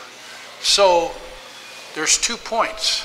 Number one, this system is very sensitive to being off level, because there's either a flame or a heat element on the heat exchanger chimney, and if you get to where you're walking around like a drunk sailor, what's happening is that heat is going into the side of the chamber, and it can cause heat fatigue in the metal, and it fails the cooling in it. So this is kind of why I don't like to see your refrigerator go, 24/7, because these heat exchangers are really, they take a big beating. So the other thing is, you have to be careful about being level, and no, I'm not answering. So, yes? Aren't the newer RVs, they claim you don't have to have them quite as level as you used to? Yeah, they have a thermal bulb in the bottom, but you know, still you need your appliance level because the system works. But the main thing that I want to go to is the manufacturers tell you to pre-cool your appliance. If you're leaving on Friday, Thursday morning you want to plug it in, or number one, you got to have the coach level, and either plug it in or turn on the gas and start the refrigerator and let it cool. If you bought a brand new refrigerator and put it in your house, you plug it in, you open the door, and oh, it's warm inside. And the guy says, duh, come back in 12 hours. And the same thing with an RV refrigerator. It takes them several hours to cool down and equalize. Manufacturers say 24 hours. It takes 4 to 6, I believe, in reality. But that is the proper way to do it. When you get ready to go, turn it on, let it cool down, equalize, put the food in cold from your regular refrigerator, and just before you go, turn it off.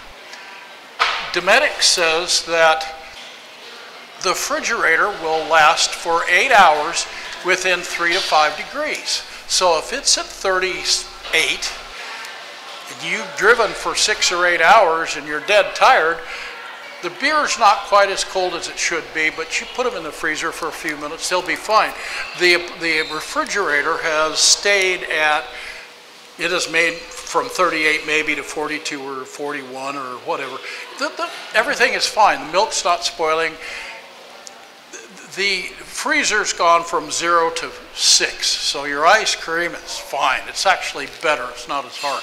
But the thing is a lot of people want to use that. They want to have that refrigerator going while they're going down the road. And here's the problem. The only way you can do it is with gas. So you got to have your gas on. And in any state in America, running your trailer, fifth wheel, pickup camper, tent trailer down the road with the propane turned on is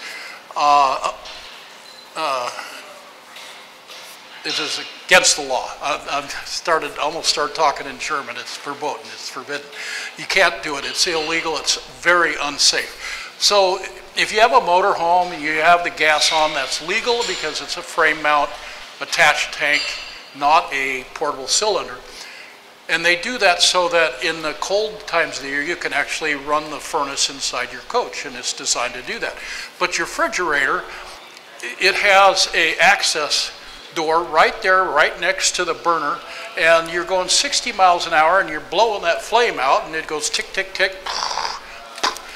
And I just had an email this morning. A lady bought a brand new Navion, and for some reason the 12 volt wasn't working, so they switched it to gas, and they went 2 days and then the gas wouldn't light. Well, they burned out their igniter because you're going 60 miles an hour, and every 30 seconds it's blowing the flame out because of the wind, and the reignite, it wears out. So the manufacturer tells you in your owner's manual to pre-cool it, and then when you get ready to leave, turn it off, turn your gas off, and go down the road. It'll be just fine. And that is the way I highly recommend doing it. And if you're concerned about your beer, especially if you're going over the pass, put your beer in a cooler, because when it blows up on top of the pass, it'll only mess up the cooler. It won't mess up your fridge. And so that's another story. So now I want to transition into the last part, which is our maintenance. Dave mentioned the spring, fall, winter, summer tune-up, whatever. We're not the only ones that do them, but we do them. We encourage you to do them. We charge $100. It's 2 hours worth of labor, so it's worth $260. Here is why I am pushing you to do this every year. The number one thing that we do on a LP, on a spring tune-up, is the LP. My house has natural gas, but it's not going anywhere. It hasn't been ridden down the road, and it's not flexing and twisting and going over the bumps. I had a pickup camper after my tent trailer, and I had a gas leak. And the people that built it at Monaco, and this was in like 70, this was 78. I had a Monaco Tatoa. So anyway, underneath the galvanized sheet metal box that the propane goes in, they ran a propane line, and it had a fitting. And it was going down the road and bouncing. Propane tank was bouncing on it. This cracked, and I had a gas leak. Well, if I wasn't in the industry, I would have never thought to check my propane once a year. and I had a leak. And invariably, people come in with a 4 or 5-year-old coach, and we talk them into the spring tune-up, and we don't fix a lot of things, but we make them aware of the problems. That's the point. It's a safety thing. Invariably, they've got a propane leak. As a side point, if you bought a new or used coach from, well, a used coach would be a private party. New people don't sell new coaches, but anyway, it is a law in Oregon and every state that if you sell an RV, let's say that you decide to sell your coach, you have to, by law, have the LP system certified at the time of sale. But a lot of people, they don't know that. So by the time we get to you, we try to encourage you to do it because you don't know the history of the coach. We want you guys to have someone do a spring tune-up every year, sometime during the year. In the spring and the summer is the best when you first start out, because we're worried about propane leaks. Propane is a very efficient fuel. It's very clean, but it's dangerous because in small amounts it can do a lot of damage. As a side note to that, we found out, well, it's been about 10 years now, but we found out years ago that if you have a propane leak, let's say you walk into your trailer and it's summertime and you smell propane. We used to tell people to open the door, open the windows, and let it air out, go outside, turn the propane off, but don't turn any lights or anything, just walk away. And somebody found out some time ago that propane will not pass through screen material. So what we were telling people to do is to open the door, close the screen, and windows are open, screens are closed. That propane went nowhere because it was held inside the coach because it won't pass through screen material. So now what we tell people, if you walk in and you smell propane, turn around, walk out, latch the door and screen door open. Yeah, the bugs are going to fly in, but the propane's going to roll out the door. It's heavy, it lays on the floor. After you open the door, latch it open, screen door latched open, go around, turn the gas off, go over to the neighbor, say, hey, don't throw your cigarette butts at my trailer, it'll blow up. Go for a little walk. Come back 20 minutes later, then you can start turning your lights off and investigating. Maybe you tried to light the oven, and after being on your knees for 20 minutes, you gave up, but the oven pilot was still turned on, and now but you have time at that point to go figure it out, and then you take it in and have it worked out. So, a little side note, have a spring tune-up done. We highly recommend it for the safety. We look at all your main appliances and your different systems, and we do a good job. Yes, ma'am. Does propane have a certain smell? Well, the question is, does propane have a certain smell? Yes. It's Eau de skunk. It is methyl mercaptan. It is the essence of skunk. It's the skunk oil. In your propane, and we used to have this a lot back in Idaho in the 70s because farmers are so cheap. But they never spent money, but that's how they had it. But anyway, we found out that the best way to use propane portable cylinders is to use them, burn them down completely, and in the auto changeover switches over to the other tank, and then burn that tank down completely. If you do not, that methyl mercaptan collects in the propane tank, and it's a brown oil. And after 10 or 15 fillings and partial consumption of the tank, you've got a bunch of oil. And that oil now is high concentration, goes up through the regulator into the steel manifold, up into the valves of your appliances. Now the stove doesn't work, the furnace doesn't work, the water heater doesn't work because this, and we used to just pour this oil out of these propane lines. It's amazing. So you need to consume all of that propane in your tank or cylinder on a regular basis. Don't top it off to feel good, because what you're doing is you're putting more methyl mercaptan in there. And the last thing I'm going to talk about before Dave finishes up this seminar is we sell, and most companies sell, these little wire mesh screens that go over your appliances for your water heater, your furnace, yada yada.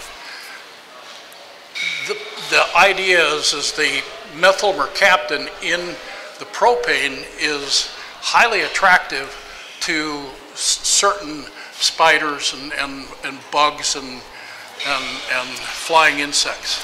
So that you put this screen on the outside of your appliance, and that keeps the bugs from crawling in to get to that wonderful smell.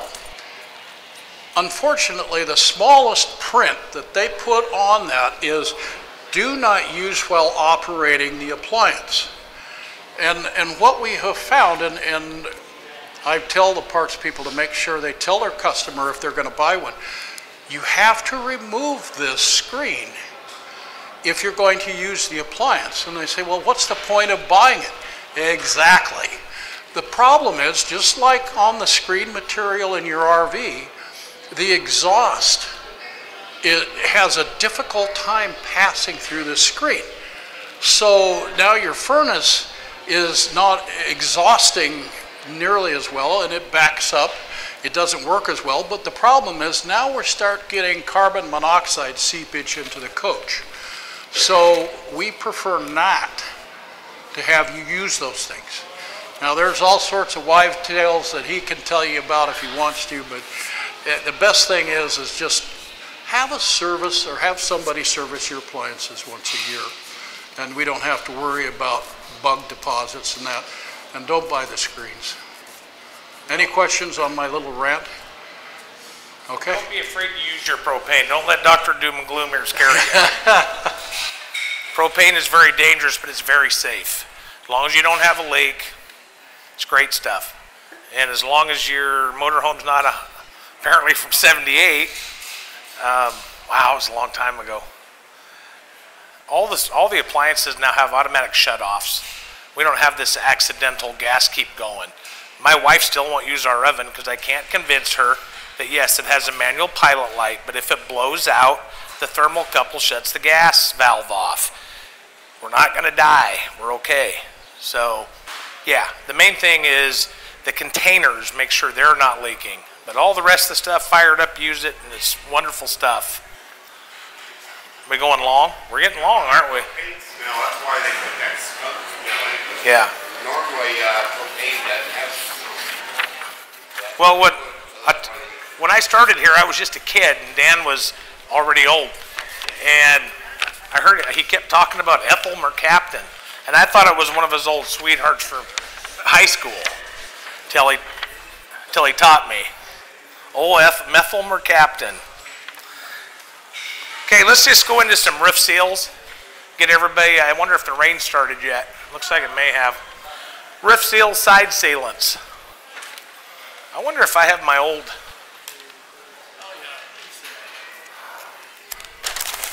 He's going to be talking about the rubber roof, and he's going to ask me how to say this.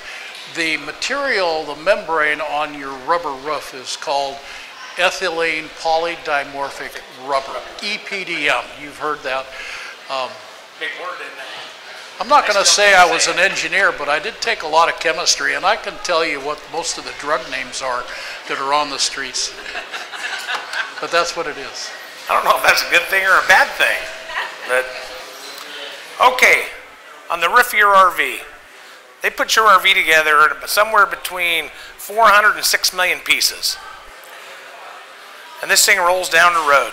And everywhere they attach something to the outside or the top, the corners, the front caps, the side seams, they have to seal it.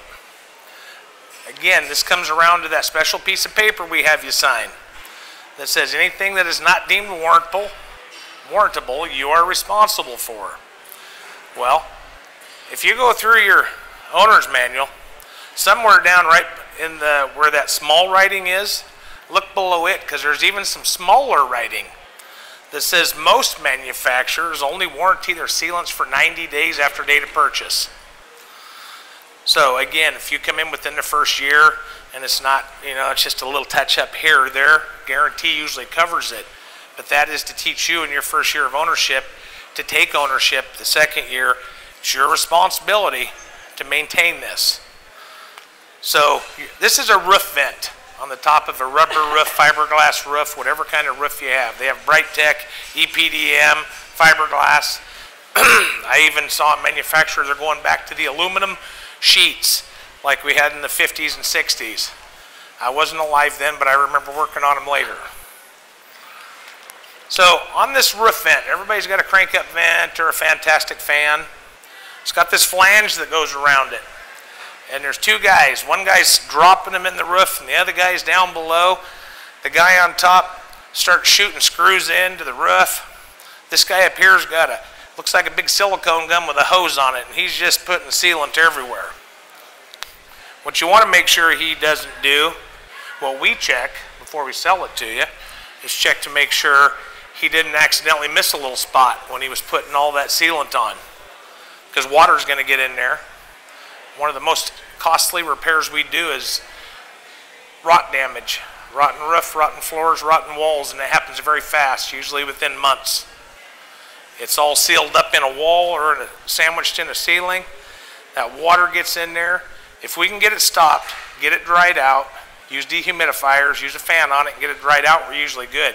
It's usually when you put it away in October and bring it out about April, and you realize that it's rained and leaked since October to April, that it's rotted a whole part of your roof. That's usually when you get your insurance company involved. And they may or may not help, because seals, again, are your responsibility. I've seen a lot of people walk out of here, unfortunately, that their insurance company said, that's not an act of God, that's a maintenance issue. They own a $20,000 trailer with a $10,000 roof repair, and they have no help. I don't like having those meetings with customers. So when you're up on a roof, you're looking every 3 to 4 months. Even if you keep it in a shop, when you're driving, this stuff's flexing and moving. You're going to check on this sealant that you're not getting these little cracks. Even though this stuff's real pliable, it's like a rubber, it's a self-leveling sealant. You can take and pull at it and rip a chunk off if you want.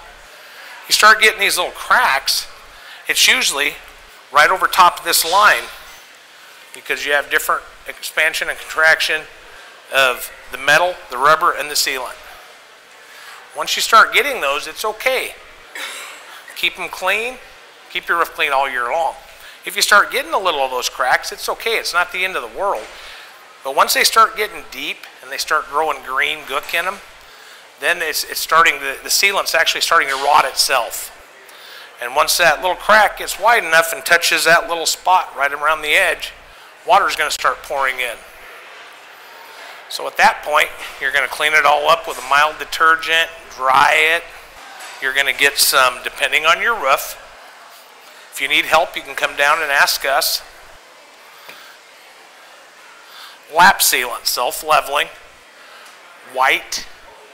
Now they, depending on your unit, they actually, we can get it from the manufacturers in a cream and beige and gray. Yeah. So you're going to get a silicone gun. Even though I call it a silicone gun, it's a sealant gun. We never use silicone on an RV. You're going to clean these and you're going to cover these cracks with that self-leveling sealant. And that's probably going to get you another year. Eventually you're going to do this enough times that you're going to bring it in for a spring tune-up, and we're going to get up there and we're going to say, you know what? You've done an excellent job maintaining your seals, but now what we have is overlay. We've overlaid it so many times, it's built up and it's looking ugly, and you've done such a good job, there's so much of it up there, we can't tell if it's going to leak. So then we talk you into a peel and seal. And then Dan tells you how much that is, and you fall down, and then you stand back up. And they're not inexpensive, but in the long run, they're cheap. You know, it can be anywhere from 8 to 16 hours, depending on how many vents you had put on top, how long it is. We do the sides, we do the front and back, or whoever does it should do. If they do a full peel and seal, it should be front and rear cap, and that's where your front cap meets your roof and your rear. They're going to go down both sides above your awnings. They're going to do everything that comes through the top of that motorhome should get peeled and sealed. Your air conditioner should come up and get new gaskets. That's part of it. A lot of air conditioners leak and you don't know it because it leaks through the little gasket, then right in the roof. Side sealants. On the side, everything that goes in the side, windows, refrigerator vent, door, where you hook up the cable, where you hook up the hose, everything where they drill a hole through the side has sealant. Some type of butyl tape behind it and sealant. You want to discuss that one first? That's what I keep in my toolbox.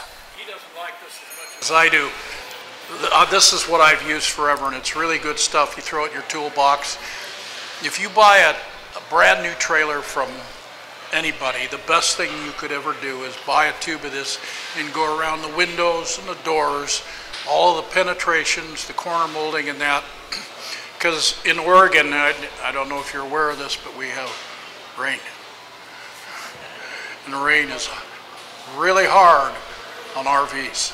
Now this, I like this. It's easy, it's portable. I just wanted a little, you know, little equal time on this, man. I actually like that. I have it. Ups. But if you're going to do a full door or a full side of your coach or something, I prefer to do it with the sealant gun. You have more control. It's just easier.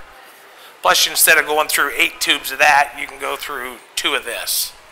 So if you're out somewhere and you see that you have a little leak, could that get you by to the Yeah.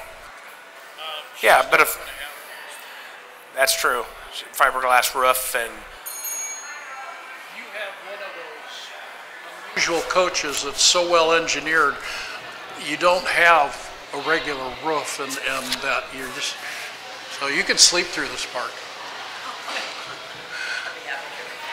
now this isn't like silicone where you run it through your finger and wipe it off on a towel. This stuff is actually sticky, so you're going to want to, if you peel it, clean it, put this on, and either use a rubber glove or spray it with a little alcohol or Windex, something to put a barrier between the sealant and your finger. And less is more with this. It's the hardest thing to teach our new technicians. You walk over and you look at something they sealed and it looks like they put a bead about a big around 50-cent piece on it and then put it on with their elbow. I mean, it's everywhere. Just a nice little bead, make it real pretty. It's a technique. What's that? This is for sidewalls. This is for roofs. Yeah, if you put this on your sidewall, you'd come back about an hour later and it would be dripping on the, because it's self-leveling, real liquidy. This comes out like silicone, but isn't. Now, you can use that on any kind of roof. On aluminum or fiberglass, I prefer a different brand. But if you needed roof sealant, yeah. For years, it was what's the pink tube of that? Yeah, you know what it is. No, I'm going to go get it here in a minute. Okay. As soon as he sees it, he's going to go, yes, I remember. Yeah. What's the name of that you were holding? Proflex. Proflex. They have it in white and clear. What's that? For the sides. I'm just messing with him. The roof one is Dicor. He's holding that. Do you use that one for both or just the... Nope. This is vertical surfaces. Yep. Vertical surfaces. So you're dying to know why I'm holding. Acrylar. Oh, yeah. You know it, don't you? Yeah, of course, yeah. Yeah, yeah. And then there's Sikaflex, which is paintable, and yeah, I'm sorry, I'm just old. The reason I'm holding this is I want to make a quick point, and if you have any doubts or questions, this young lady right here would love to show you the picture of her roof. We are making a big deal out of what to use, and there's a reason for this.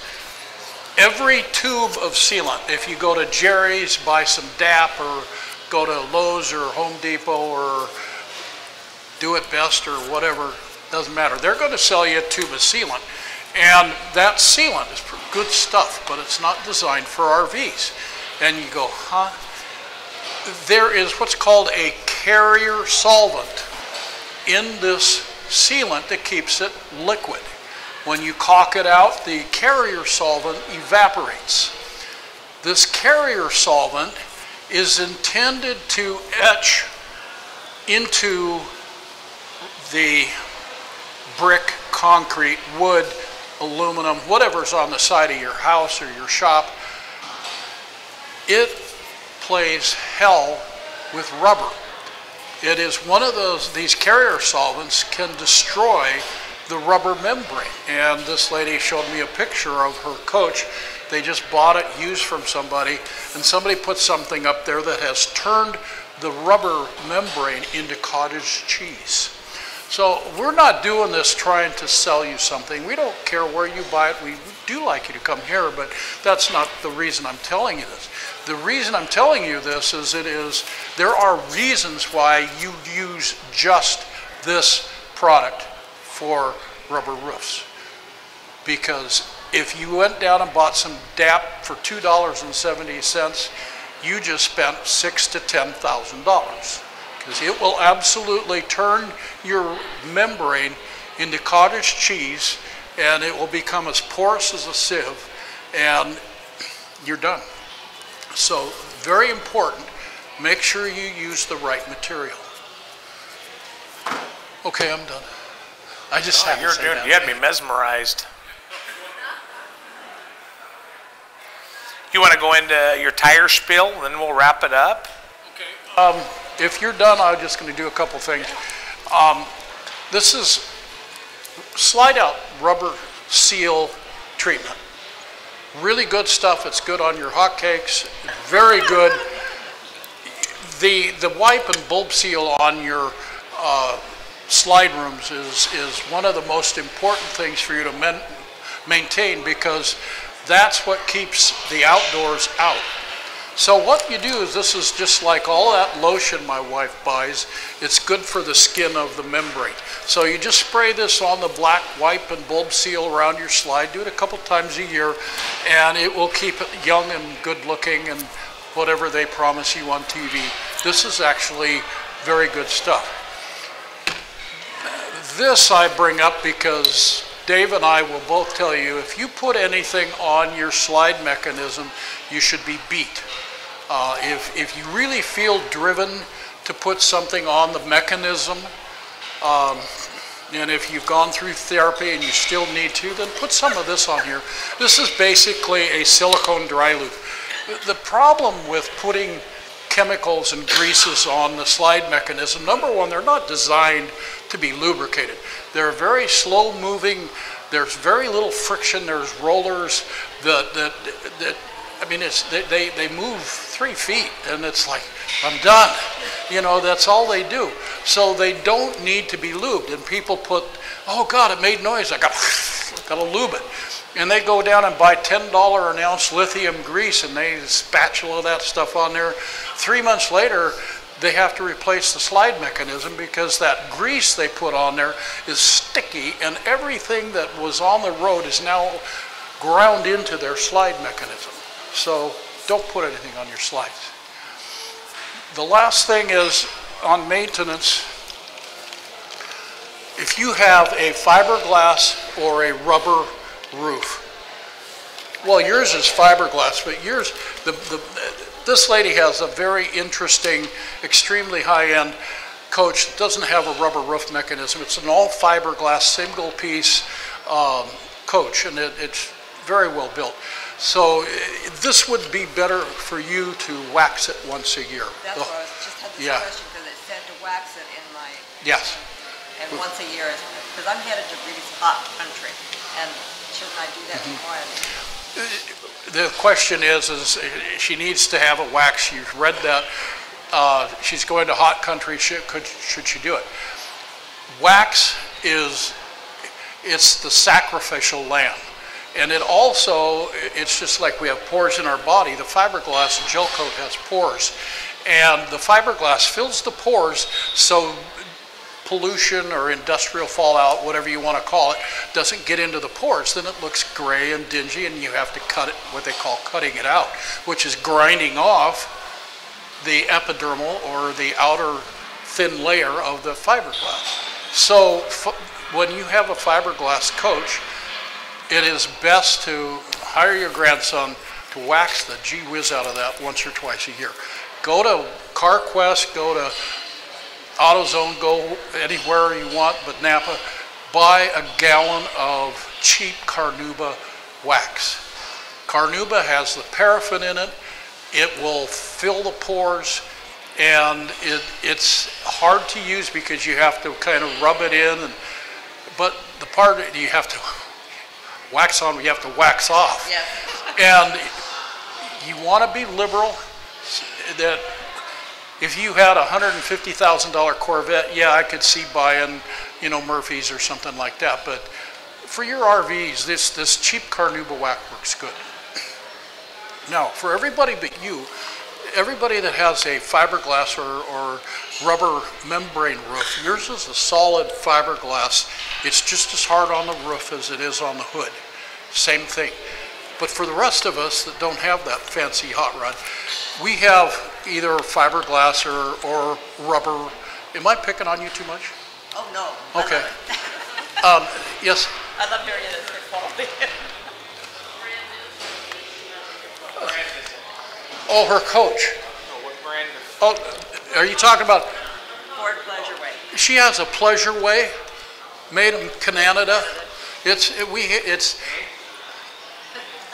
So anyway, for everybody but her, we have rubber roofs. What this is a treatment. That rubber roof, that membrane on the back is black. It's actually all black. It's an 1/8 inch thick. On the top, it has a pigment because black attracts heat. The pigment is aesthetically better and it reflects the heat. That pigment also deteriorates. And people say, well, I have a 10-year warranty. Why do I have to pay for my roof sealant? Well, that 10-year warranty is only on the membrane. And they're guaranteeing that membrane for 10 years so against the loss of that pigment, basically.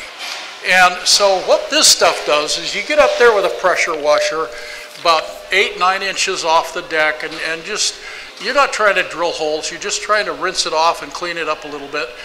And if you knock off a little bit of your sealant, grab a can of this, tube of that, and seal it.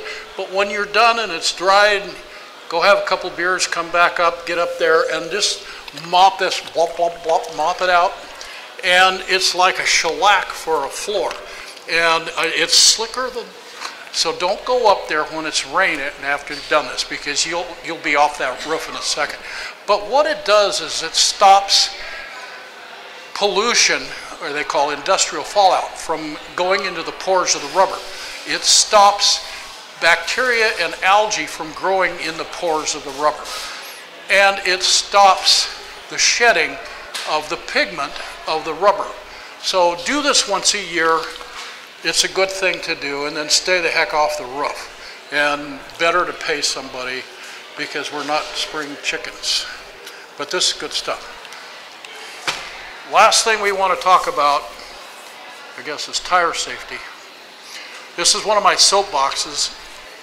I feel very strongly about this. We have this happen quite a bit. People will buy a used motorhome, and that slick salesman says, hey, look at those beautiful tires. The problem is tires are 11 years old, but the coach hasn't been used, and they look pretty good. What's happened is that tire has sat, and the cords, instead of being like this, now they're separating. And you have a flat spot in the tire, and you go down the road, and it starts beating itself up. Next thing you know, the tire blows up. True story, happens once a week in the summer, maybe twice a month. Guy gets his trailer, hooks it up, and he's going down the road. 50 miles out, he blows a tire. 75 miles out, he blows a tire. 115 miles out, he blows out a tire, takes out the side of his coach. These tires have sat for 3 years because he was somewhere or sick or something. If your tire sits for more than 2 years without moving, it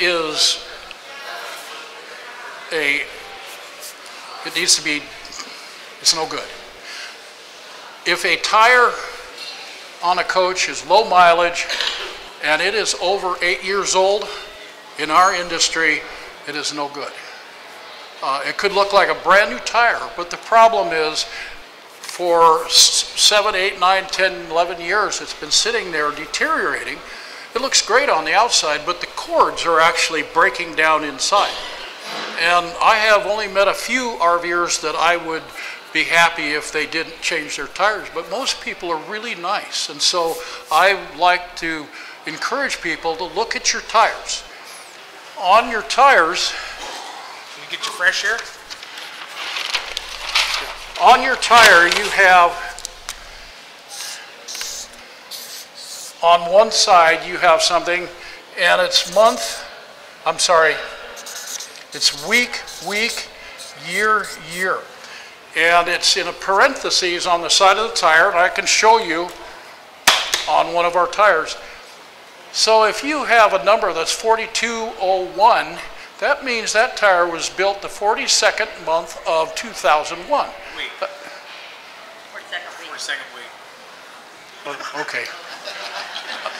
I'm old. And he gives me a problem with math.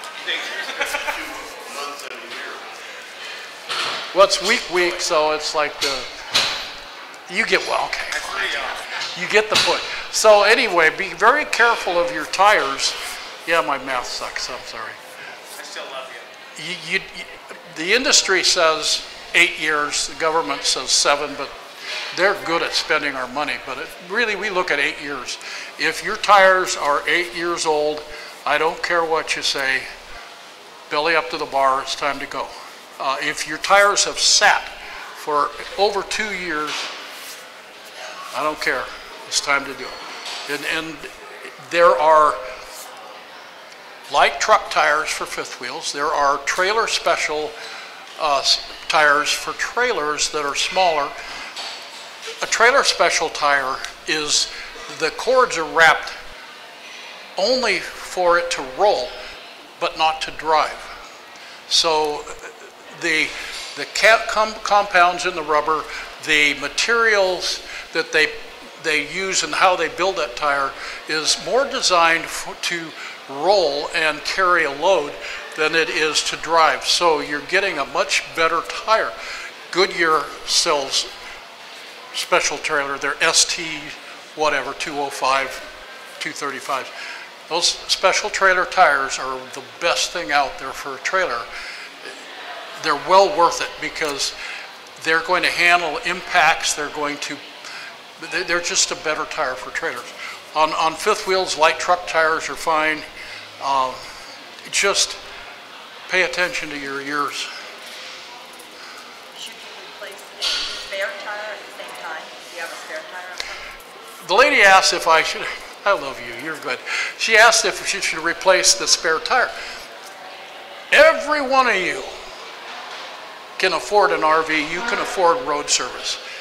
Back in the, I think it was 81 or 82, Fleetwood almost lost it on a lawsuit because they provided a tire iron and a 2.5-ton bottle jack. Some guy was down in Baja, California, got out there, cranked up his flat tire, and he slid under there with his cheap little bottle jack, and the coach fell on him and killed him. So that's why we don't provide jacks anymore. That's why we don't provide tire irons. And that's why most RVs no longer come with a spare. We don't want you messing with that at all. We don't want a spare on your coach unless you go to Alaska. Halfway up Alaska, when your tires gives out, you're 400 miles from Churchill or wherever you're going. So some guy has to come down there. He has the equipment to change a tire and to change the wheel. So if you really need a tire, go buy a tire. And then he'll knock off the bad tire on your rim, put this one on, and down the road. Now, if you go up there with nothing, he's going to smile and he says, well, that $400 tire is going to cost you $1,100, and it's a week out unless we fly it in, then it's $2,000. So if you are going up the Elkhorn, take a tire or two, but no rims. And don't try and change a tire, unless it's a tent trailer. I only asked because I have a trailer. Yeah. Behind it, and I replaced both of the wheels, both of the tires.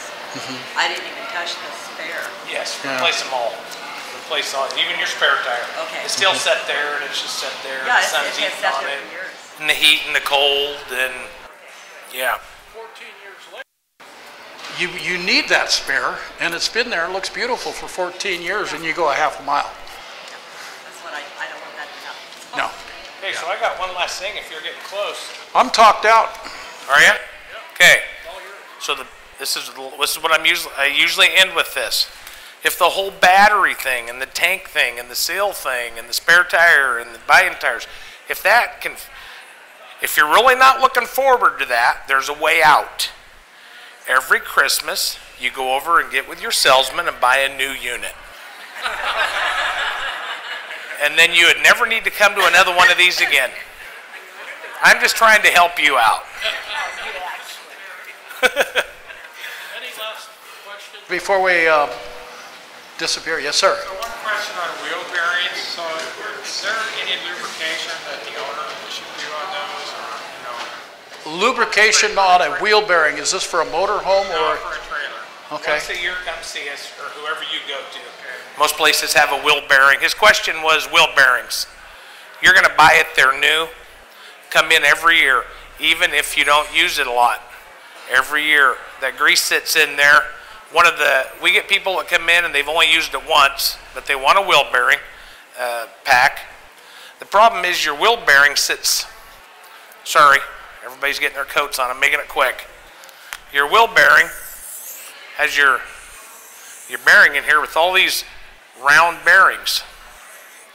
That thing is set next to your house, the wind hitting on it for 9 months. That bearing has set on that race and rubbed back and forth, back and forth, back and forth. Not just round and around, but back and forth. And it's actually that two metals, it will put little dinks in here. And it's grooves. And when it comes around, you don't feel it, you don't hear it, but it's going clunk, clunk, clunk, clunk, clunk, clunk, clunk, clunk. Every time that clunks, it builds heat. So the best thing for us to do is bring it in. It's usually per axle. We take it all out, clean it, spin them, check for any noise, anything, repack them, give it back to you. I think it's $100 an axle and the price of the seals. So 120 to 140 bucks on most trailers. If you have a big lifestyle, DRV, something like that, some of those are no maintenance. They're called a lifetime bearing. A lifetime bearing is good for 5 years. I'm glad I don't like their lifetime. 5 years is the approximate time you should replace those. I'm not going to lie to you. They are expensive. And we have to take the hubs. We have to take the hubs down here. We have to have the bearings pushed out. We have to have the new ones pushed in. Great bearings. You don't have to worry about them for 5 years. But when it comes time, be ready. And anybody that says this has non-serviceable bearings, they're good forever. There is a lifetime to forever. There in the manual somewhere it states when you should service that non-serviceable battery, which means replace it. It's not serviceable, it's replaceable. So, and you had did you have a question or? Yeah. The roof sealing what? What aisle are those roof sealers right over by Truck Accessories, right down here in the southwest corner. Those board guys sitting there at that counter can help you. Yeah, those guys would love to show you. So again, we're not here to sell you anything. Okay, now he said he was done.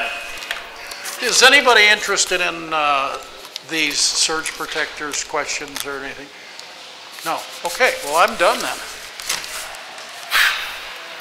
I appreciate everybody coming. Isn't he good? No, he's good. Thank you guys very much. Thank you.